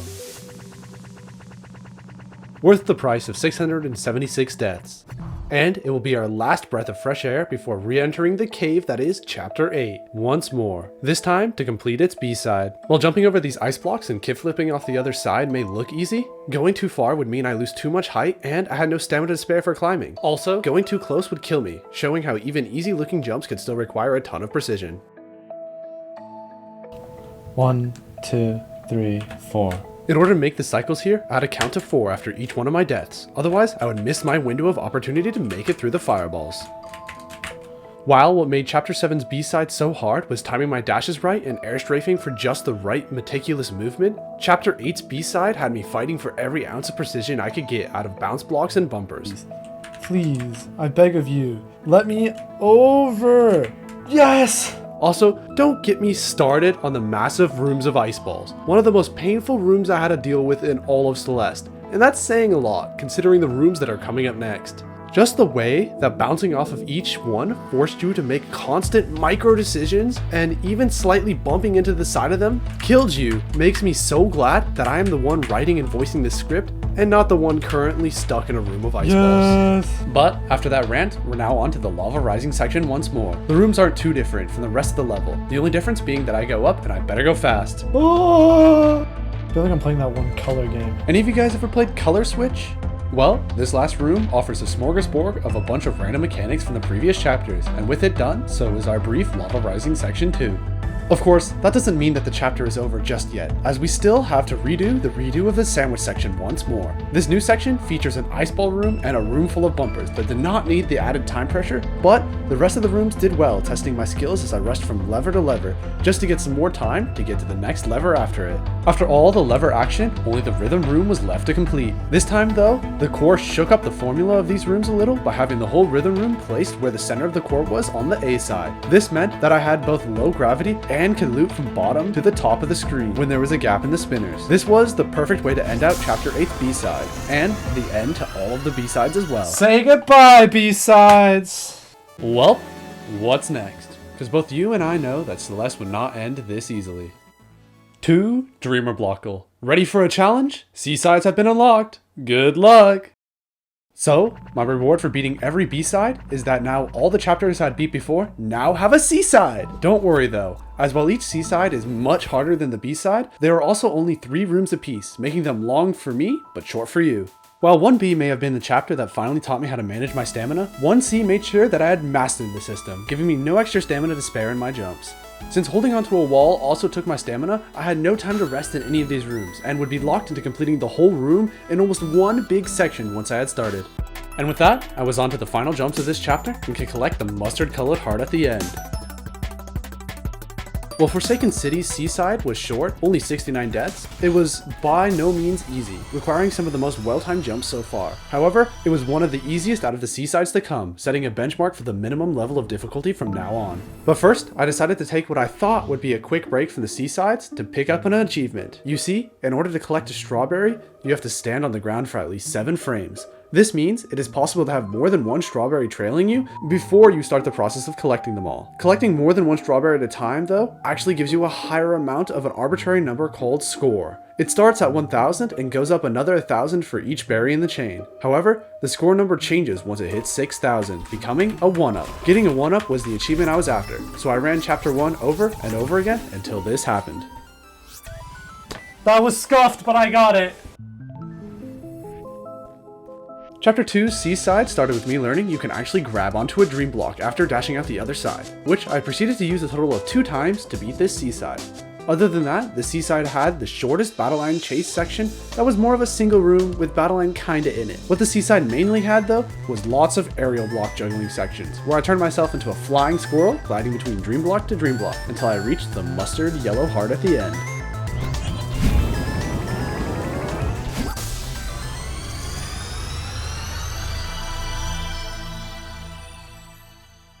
Chapter 3 C-side is the worst one. While I disagree on Chapter 3 C-side being the worst one, I do not disagree at all about the difficulty of these 3 rooms.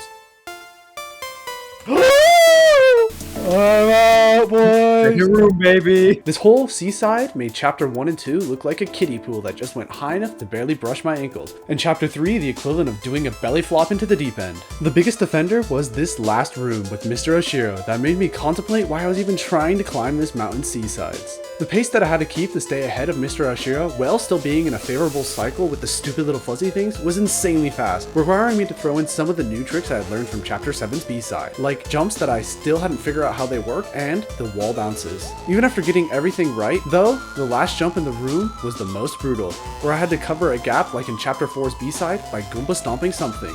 However, unlike chapter 4's B-side, it was not a slow-moving stone ball I had a Goomba stomp, but a lightning-quick Mr. Oshiro.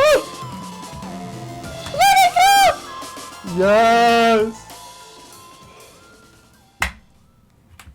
Bro, I'm so done for Celeste for today. I've been playing for 3 hours. I'm gonna have carpal tunnel in all of the joints on all of my fingers. 378 deaths. After an adequate break, I came back to chapter 4 Seaside. The first room was nothing special, but the second one made up for that. Remember how I said jumping to the other side of a block with spikes on top of it is harder than it looks? Well, make that block move upwards and give an extremely tight window for the next jump, and you got one heck of a room. This last room fulfilled my last wish that I had wanted from the wind. To have a ridiculously strong tailwind and just fly through a room. I felt more like an airliner than a mountain climber as I whizzed past spikes and spinners, keeping my altitude by bouncing off the clouds. And with a hoppity skippity jumpity doo, I now had the crystal heart too. Yeah! 221 deaths. And now, we're on to the Mirror Temple. While the first room wasn't easy by any means, I'd gotten so much better that I easily cleared it, with only a few deaths too. Ooh, look at that! I got the second room first try as well, though that one was actually just easy. You know what wasn't easy though? The third room. Let's just say, this is finally where I learned the truth about the wall bounce. They were the same as the bumpers. Depending on the key I was holding when I did the wall bounce, I could either get a close, neutral, or far trajectory change. This was the first chapter to acquire these different types of paths, making this room worse than a room full of bumpers. Though, I do have to admit that pulling off these wall bounces looked cool and made me feel really cool. So, I have to place them higher than the bumpers on my metaphorical mechanics tier list. Still doesn't mean that I ever want to play this room again. Another attempt.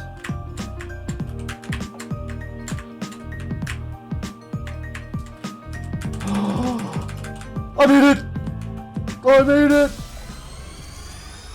Yeah! 282 deaths. Reflection.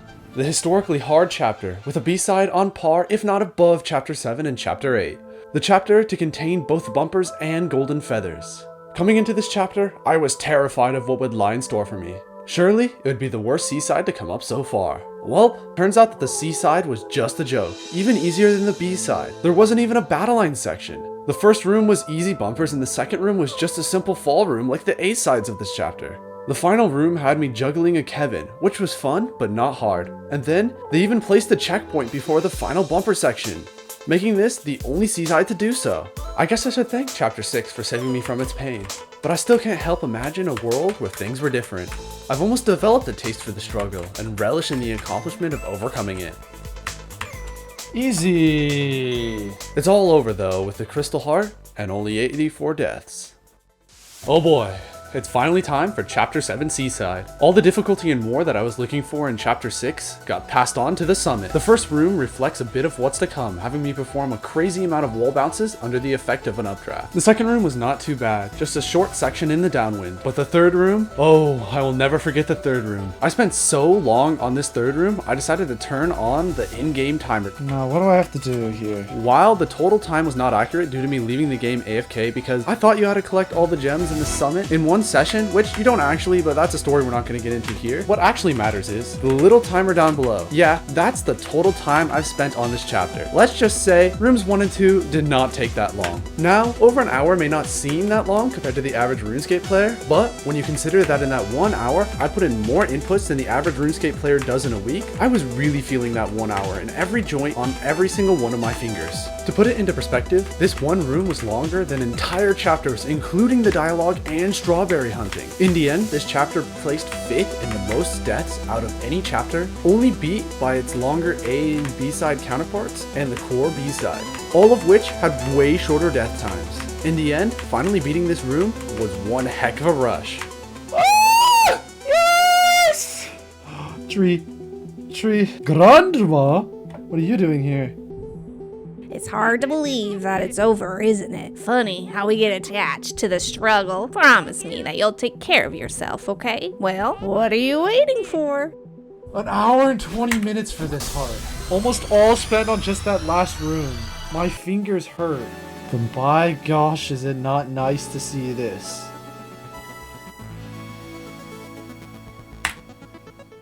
Yeah, 429 deaths surprises no one. But now we're finally on to the very last seaside. And to prove we are worthy of taking on its rooms, we have to open the most insanely huge crystal heart gate of all time. That's satisfying. The bird is back now. This is a hyper. To finally teach us the most basic form of the jump, I had no clue how it worked. The hyper dash. By dashing diagonally forward and into the ground, then jumping right as the dash ends, we get a boosted dash that goes farther than a straight dash alone would. This lets me easily clear the first room of the seaside. I also finished the second room of bounce block and bumper pain while I was talking about the first room, leaving only the third room left. If you notice the over half an hour jump in the timer, then you already know that this third room was not easy. This room suffers from the same thing that made the summit room take so long. It's absolutely massive. Each attempt takes forever just to get to a new section, so I could really give it a new attempt. This is the reason Geometry Dash has a practice mode, so you can learn each part of the level, then piece it together for a real attempt. Celeste did not have this though, so I was doomed to replaying the beginning of this room over and over again until I finally got the attempt that made it through. I should also probably mention the mechanics of this room, since they were part of the reason this room was so hard too. Since this is the core, I am back to having no replenishing dashes, and the whole room is placed inside of a sandwich section. This makes all the movement in this room time sensitive and a rush to the next switch. There was also an appearance of almost every mechanic from every chapter, all placed in a way that made the room feel like a bunch of segmented challenges. With the last challenge of Ultra Dash cleared, I could collect the final crystal heart in all of Celeste, and get the thanks for playing achievement. Oh, I'm so glad bumping the heart gives you more dashes. Oh, my wrist. It's in so much pain. Wow, I unlocked variants. Let's see. Is there an achievement with them? No? Sorry game, looks like fun, but I'm not replaying those chapters for a long time. So, what's left? Well, the only thing left now is farewell. The chapter. I'm not saying farewell to you. It's the name of chapter 9. It's the very last chapter. Where am I? Peace! Holy cow, she died! Granny. Can't believe you're gone, you old bat. It sounded like you were saying goodbye in the last letter you sent me. You didn't prepare me for any of this. What do you want her to do? Apologize? She's gone. And you didn't even go to the funeral. I'm so sorry, Granny. Sorry won't bring her back. You're right. Hello.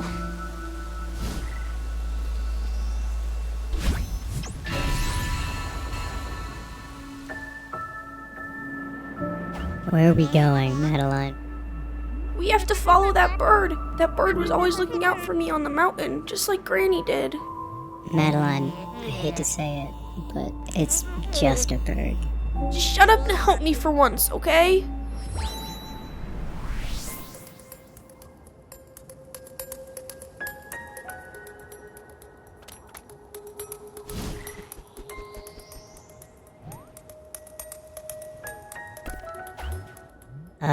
We're really high up. The mountain looks like a molehill from here.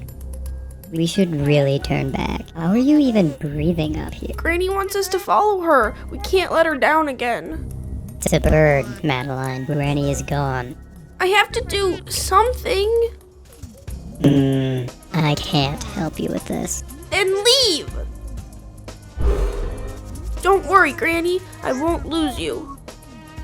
Is that a Tartarus? No, it's pronounced tardigrade. You have to stop pronouncing things wrong. This is why Google exists. It's a microscopic organism that can live some of the harshest conditions on Earth or off Earth as well, since it's known to even survive the vacuum of space. Cool Easter egg, though, why are there jellyfish here? No way they can live in space. Wait, NASA sent 2,000 jellyfish to space in 1990s to study the effects of weightlessness on jellyfish development, and they lived in orbit till there were over 60,000 of them? The Celeste devs are crazy for that one. If you can't tell from all the talk about space, we're now in space for the longest, most difficult chapter in the entire game. Like the core, Farewell was released as free DLC a little under 2 years after the game came out. The chapter starts out with Battleline leaving, returning us back to 1 dash. This is counterbalanced with the new addition of the double dash crystal. This pink lattice will temporarily give back Madeline's pink hair, allowing for an extra dash that is lost upon use. There was also the addition of the pufferfish, which, no, they do not have any relation to space this time. I checked. The pufferfish works like the ice ball, by giving different bounce heights depending on if spacebar is held or not.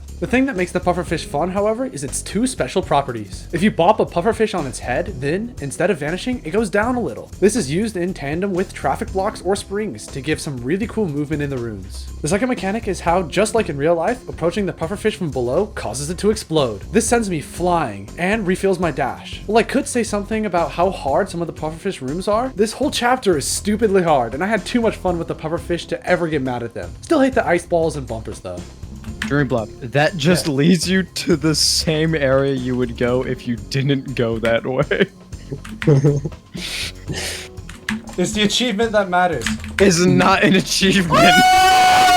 I did it! And with that, I used the third mechanic of the jellyfish glider to take on an optional side route that was way harder and led to the exact same spot. I think Raine was right when she said we grow attached to the struggle, because once I saw I can make it through there, I knew I was going to do it. Back to the jellyfish glider, I can hold onto the glider with my climb key and soar across any room with a downward trajectory. However, barriers will delete it, and if I want to dash, I have to throw the glider then pick it back up. There are some other nuances, but I'll get to it when they become relevant. This is literally like the only level that's required wave dashes so far. Yeah, it's because it was a speedrunning technique, and then they just added it to the game. So this was like extra DLC to make it hard for the people that were good at speedrunning the game?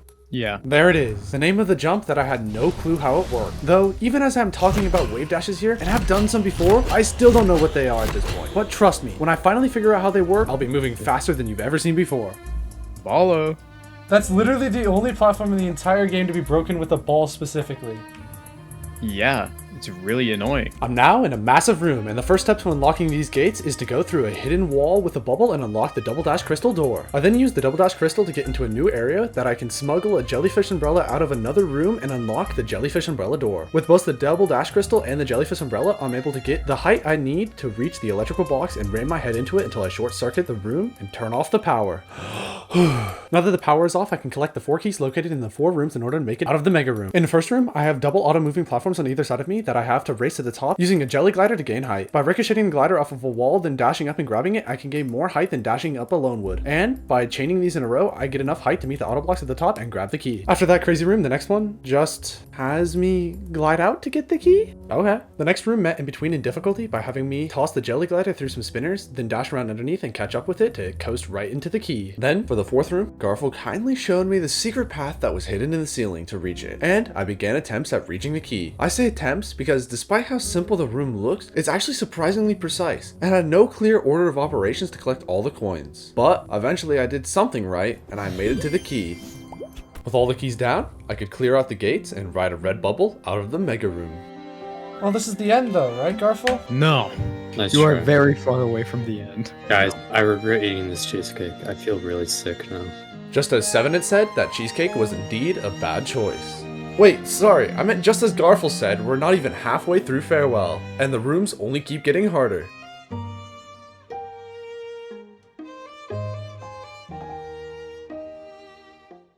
Really? Americans do suck though. Imagine being Americanist. I like how we're talking about suck. I would like to thank my friends for the few hours they were with me, distracting me from the constantly repeating sound of death ringing in my ears. I still remember some of these rooms so precisely just because of how long each one of them took to memorize the right movements for. Like this one, with the gates and the jellyfish glider, where it took me forever to figure out how to get past this falling block with the springs. Or this puffer and the traffic block. Don't even ask why this one took forever. I thought that you had to put the pufferfish on the coin. I didn't realize blowing up the coin would pick it up.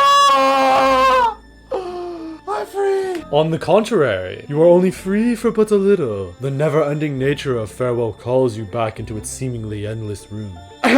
Please excuse the second person. I only got a short break before returning to farewell, hoping to bid it farewell. The rooms had no idea of letting me do so, however, as their difficulty remained strong, especially this room, where I learned the distance I got from a puffer's explosion depending on the key I was holding during the explosion. The puffer really just is a combination between the ice ball and the bumper. The jelly glider, on the other hand, continued to prove its uniqueness, with me still learning how to best move around with it mid-air while dodging obstacles.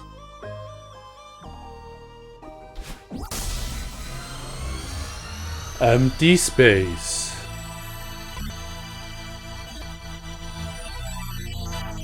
Yeah, you're not done yet. Wait, no.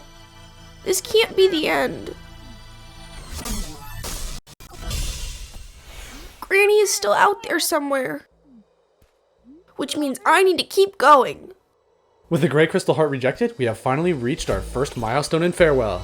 I'm gonna be honest here, everything up until this point I actually did before I tried any of the B or C sides. Part of the reason I was able to clear so many of them so easily was because I had brought with me the skills I had learned in this first section of Farewell. Now though, I've returned with everything we've accomplished up until now. I am ready to make it past the Crystal Heart wall and use the skills we've developed in the B and C sides to finish this harder half of Farewell. Is that wave dashing I see? It is finally time to learn how to do a wave dash. Wave dashing and you, a practical solution for catching birds in space. Can't catch that bird? Fact, birds are hard to catch. Wow, it's fast. Also, it can fly, and part of you won't help. She's the worst. That's impossible. Introducing wave dashing.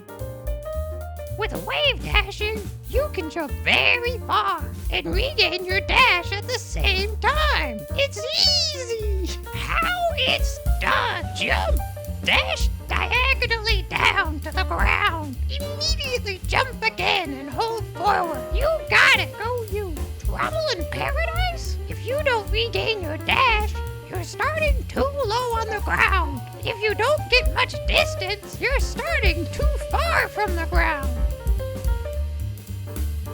Happy wave dashing! After that lovely PowerPoint presentation on wave dashing, I'm tested to make sure I can do a wave dash myself. The next couple of rooms contain a screen displaying an extra Madeline doing a wave dash for me to follow along. However, I've already got a hang for them considering I was doing them before I even knew how to.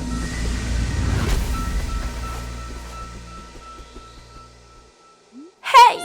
Don't you want to see me again, Granny? Maybe part of me was right. Maybe it is just a bird. Unless... the bird doesn't want me to save Granny! It's trying to stop me, just like part of me. I'm alone up here. Well, we don't need their help, right, Granny? Don't worry, I won't give up on you. I'll catch that stupid bird and set you free. Maybe that's not the best idea in Madeline. Putting Madeline's questionable thinking process aside, we're now into the real meat of Farewell. Almost every room uses wave dashes, whether it's to start the room or to chain them throughout the room. Being able to perform wave dashes consistently quickly has become a vital skill for making it through this space. The rooms have also started to bring back the mechanics from other chapters, like Core's belts here and the return of the Kevins. This Kevin was also a special Kevin, as it had what none of the others could ever dream of. Hair. Look at its hair grow from these little strands to its full fluff. Not only are wave dashes used everywhere now, but so is the wall bounce. Oftentimes, I'll have to wave dash into a wall bounce, and this could even be on traffic blocks that are moving. The more skilled I get with Celeste's movement, the more I feel how well it just works. Especially in these harder rooms, I no longer feel like I'm making dashes between jumps, and now feel the flow of the level, its intended route. Each wall bounce or wave dash immediately changes into another action. Each room has no break in its flow, and at the end, when it all works out, I feel like I just played a rhythm game and not a 2D platformer. Ignore these stream blocks though, they're the one room that doesn't actually show the example that I'm thinking of.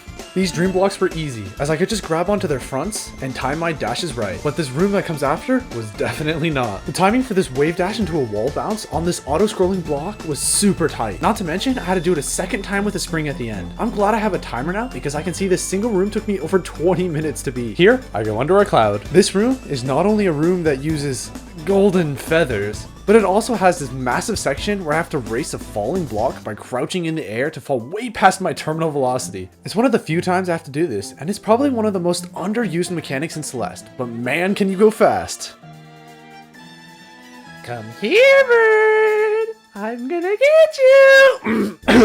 I think Madeline's having an influence on me. Oh my gosh. I spent far too long in this chapter. Moving along, this room was super creative. Like the garbage compactor from like any movie, the dash platforms slowly closed in on me until I get crushed between them. However, as they are dash platforms, I can keep them away as long as I make sure to never stop dashing. There are so many of these keep up with an auto-scrolling block rooms, you would have thought that I'd got used to them by now. But each one of these rooms feels like a unique experience. The bubbles here are affected by the wind, making them move in a diagonal way that messed with my brain way too much.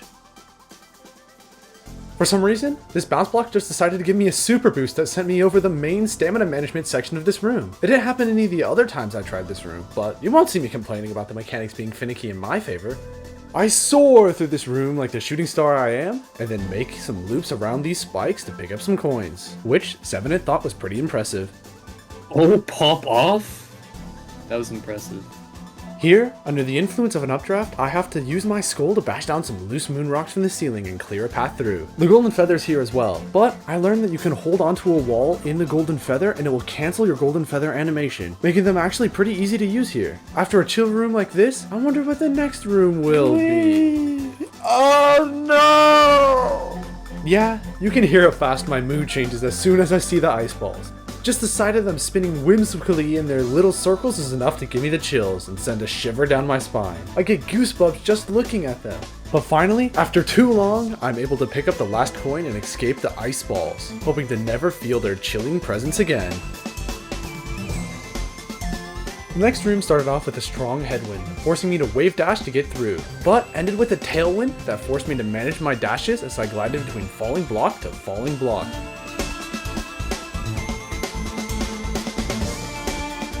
This room was super fun and creative. The backside of these walls were covered in frozen belts to prevent me from climbing up them, but I could still perform wall bounces off of them, gaining the height I needed to reach the next one. What wasn't fun though was finding the fake wall to get out of the room.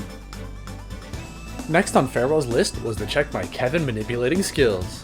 After a couple of tries, I was able to take the Kevin along with me while in my golden feather form to clear all the moon rocks in the way and give me a final boost out the exit. Then, Farewell tested my golden feather piloting capabilities, having me navigate around a bunch of moving stars in heavy wind conditions, till I made it to the end of the room. Let's go. I didn't ask for your help. I know, but come on, Madeline. What's your end game here? All that matters is finding Granny. Aren't you worried about getting lost up here? I'll figure it out. Look, Madeline, we're in space chasing a mysterious bird. None of this is real. You're dreaming. She's gone. It's time to wake up now. But if we wake up, we'll never see Granny again. I can't believe you want her to disappear forever. You're always so selfish. First of all, it's a bird. We don't know that it's her. And second of all, we need to take a step back here. No, you need to take a step back. I'm doing this, with or without you. I'm done letting you hold me back. Granny needs me. Okay. Good luck. The next roadblock in our way through Farewell is a massive rhythm section. Unlike any other rhythm section in the game, however, this one has 4 different colors. 4 colors added a challenge of trying to remember what color turned on next while I was trying to platform. I mostly got around this by making sure to start the room at the same point in the cycle every time, so I only had to memorize the pattern of inputs and not the order of the blocks. This didn't remove all timing though, as I still had to time my jumps right in this set cycle. There was even a trick I had to perform several times where being inside a block when it activates prevents it from turning on. Sometimes though, adding it inside of a block, and being in a block's hitbox would prevent it from activating at all, making me fall to my death. These last two rhythm rooms decided to mix it up a little, with this one going back to 2 colors, but they switch crazy fast, and this room only having 3 colors, but requiring a crazy amount of precise timing and special tricks.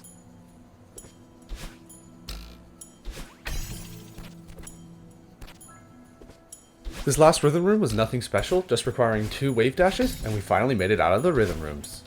Oh my god, you're heavy. Whoa. Oh my god. Got you! Finally! Now where's Gran? Oh, I've been manhandled and have been hurt. Someone please help me from this hooligan and vagrant. Oh no! Are you okay? Oh, it hurts. I'm sorry, I didn't mean to hurt you. Oh, good heavens! Please, for my safety, cease this adventure Wait, and capture please me don't this leave. instant. I do not want to be a part At of your least presence tell any me longer. you're part of Granny, right? Jolly good show. Madeline, stop. You can't go with her. Shut up! You couldn't force me to give up on the mountain, and you can't force me to give up on Granny. Go away. I'm not forcing you. I'm asking you. I miss Granny too. She meant a lot to both of us. And why is it so easy for you to leave her behind? It's not easy, and maybe I pushed us to get over it too quickly. But this isn't healthy either. I just want us to survive this. I know she's gone. And this is just a dream. Catching this bird won't bring her back. I'm so sorry, Madeline. Let's wake up and we'll face this together. No, not yet. I want to set things right first. What do you mean? The bird, it's trapped here because of me. Sorry for my hurtful We need to help words it escape earlier, before but I we seem leave. stuck in this conundrum. You're right. If you would be so kind Let's and do lend it. a helping But as hand. soon as we're done, we need to wake up. This place is so weird. I want to go home.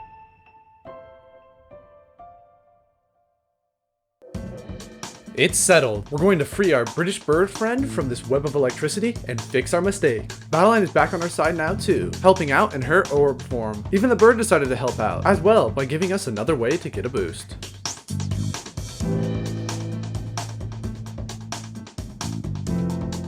Ha! Huzzah! Each room had us weaving our way to the end and demolishing the electrical box with 2 dashes, clearing the way for the 3 of us to traverse into the next room. We became a tag team trio, as my 2 companions tossed me from one to the other in a delicate aerial dance. And when I say delicate, I mean delicate, as the first time I got tossed by someone in each room, I had no idea where they were going to send me, leading to many, many deaths where I was thrown into the endless void of space.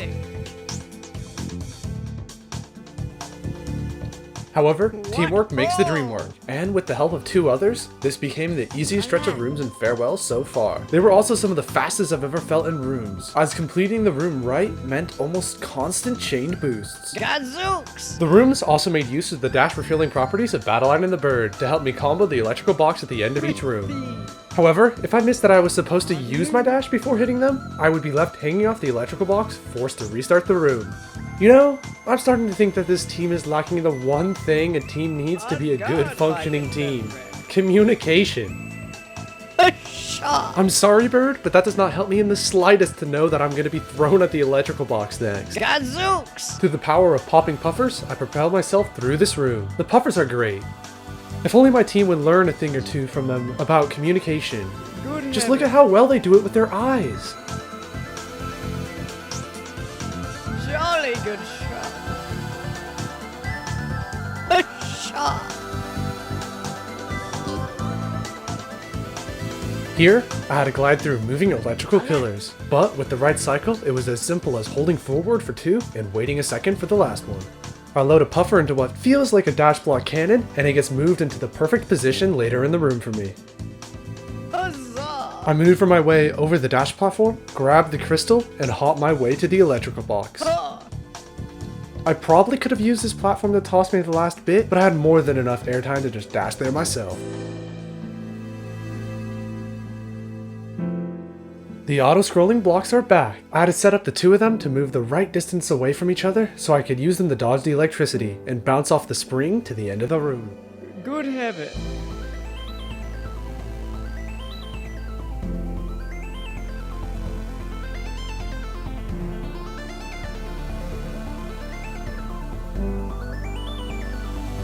This room was all about the wave dash.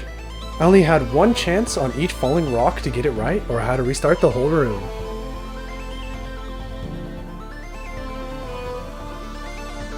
But with everything right, I could make it to the end and the bird would throw me straight to that. What? Oh! Another wave dash. Okay, I can confirm that did kill me the first time. This room I called the thread the needle room. I think you could tell why. I'm so good at squeezing through holes.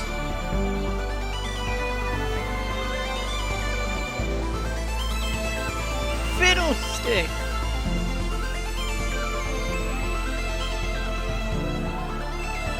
This deep into farewell, even wave dashes and wall bounces were becoming second nature to me. This room didn't take me more than 2 minutes. And, with one of my favorite rooms where I race a Kevin over, we had finally reached the end of the tag team section.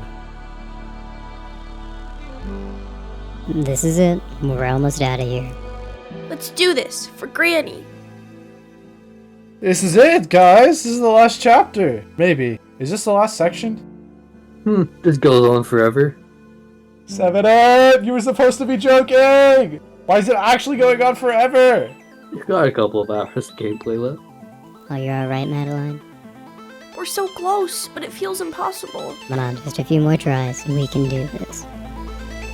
Thank you for the speech, Madeline, but I am not close to giving up. Welcome to the Great Slog, the longest room out of any in the entire game. It took me a long time to finally complete this behemoth of a room. Over 1 hour and 20 minutes spent on this single room, running it over and over again. The whole reason I nicknamed this room the Slog when playing was because of how easy the beginning sections were once I had learned them compared to how long they took. Each attempt had me spending forever getting back to the new part. The worst offender of this was the updraft section, which I actually loved the first couple of times. It took ages to reach the top of every single time I got back to it, but in the end, I eventually completed it all. So enjoy the Great Slog.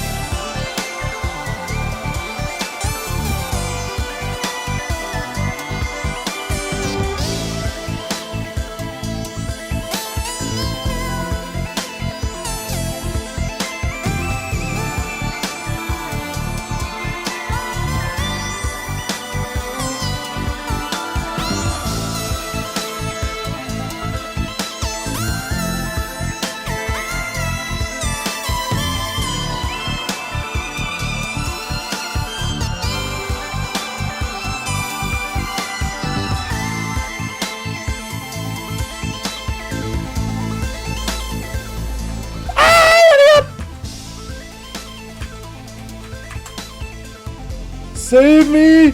Save me!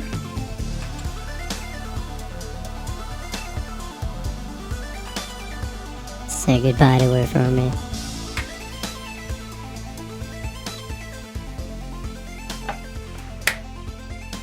Thank you! Thank you! The slog is over! Oh my gosh. That was crazy.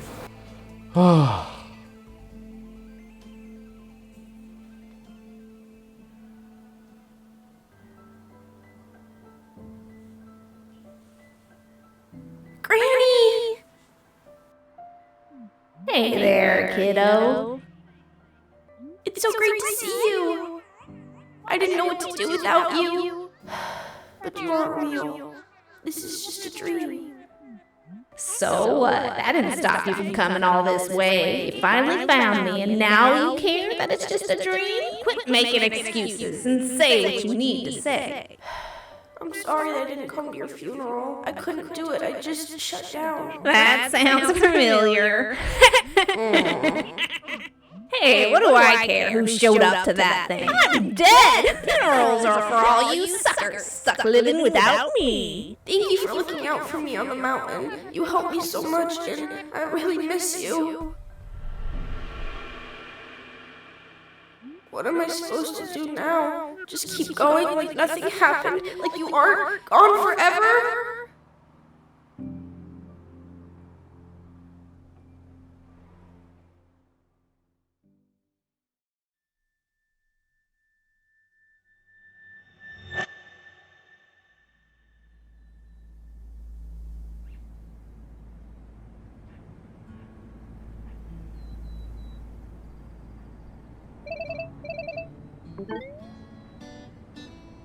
There she is.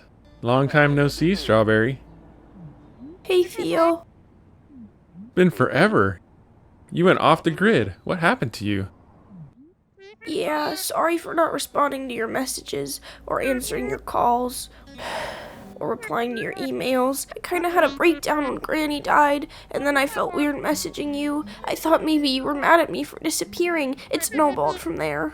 Yeah, I know you. I figured the funeral might have triggered your anxiety. NBD, next time, at least just let me know you're still alive. You feeling any better? Yeah, I'm finally starting to come to terms with it. When I first met Granny, I thought she was crazy, but then I got to know her, and then I thought she was mean. But she knew what I needed to hear, and she really helped me. I miss her a lot. Yeah, me too. I honestly thought she'd live forever. Oh, that reminds me. I have to show you something. Oh? Remember how I told you my grandpa went to Celeste Mountain when he was younger? Well, I was going through some of his old stuff with Alex, and check out this photo I found.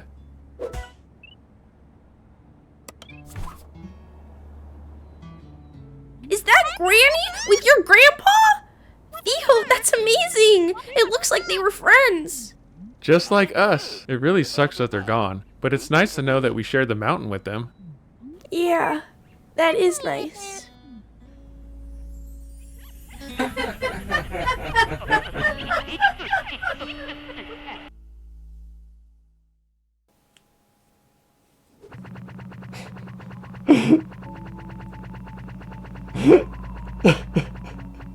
Those are my deaths. No way. Look at this. Wow. This is the total of my entire save file. Barry, here I come! After everything, we're still not done with Celeste. But there is one final achievement left, to get the Moonberry.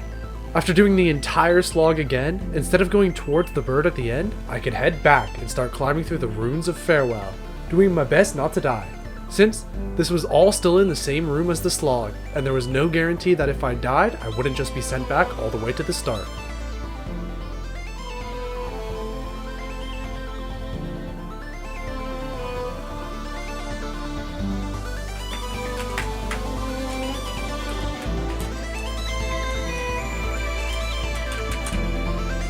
No! Oh, thank you, Celeste. Thank you. Oh, you didn't send me back to the slog. I'm so happy. I'm never gonna see you again, slog. I'm good. Finding out there was checkpoints gave me the confidence I needed to complete this final section of the room and make it to the next section.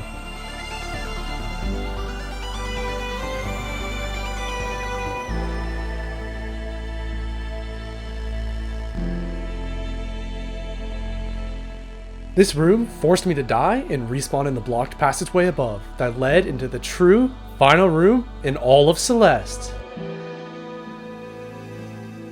Thank you so much to anyone who made it this far in the video. It means a lot to me. I've spent months on this whole video to make something for others to enjoy as much as I enjoyed making it. I'm loving this series and can't wait to make another episode. So, if you don't want to miss out, be sure to subscribe and join the Discord. Link is in the description. Also, thank you guys for the massive support on the first episode of this series. I read each and every one of your comments and loved all the bananas I got from you guys. Comment orange if you made it this far in the video. And finally, A huge thanks to my family for voice acting all the characters. Also a huge thanks to Garfield, who voiced both Battleline and the bird. With nothing left to say, let's enjoy getting the final achievement of all of Celeste.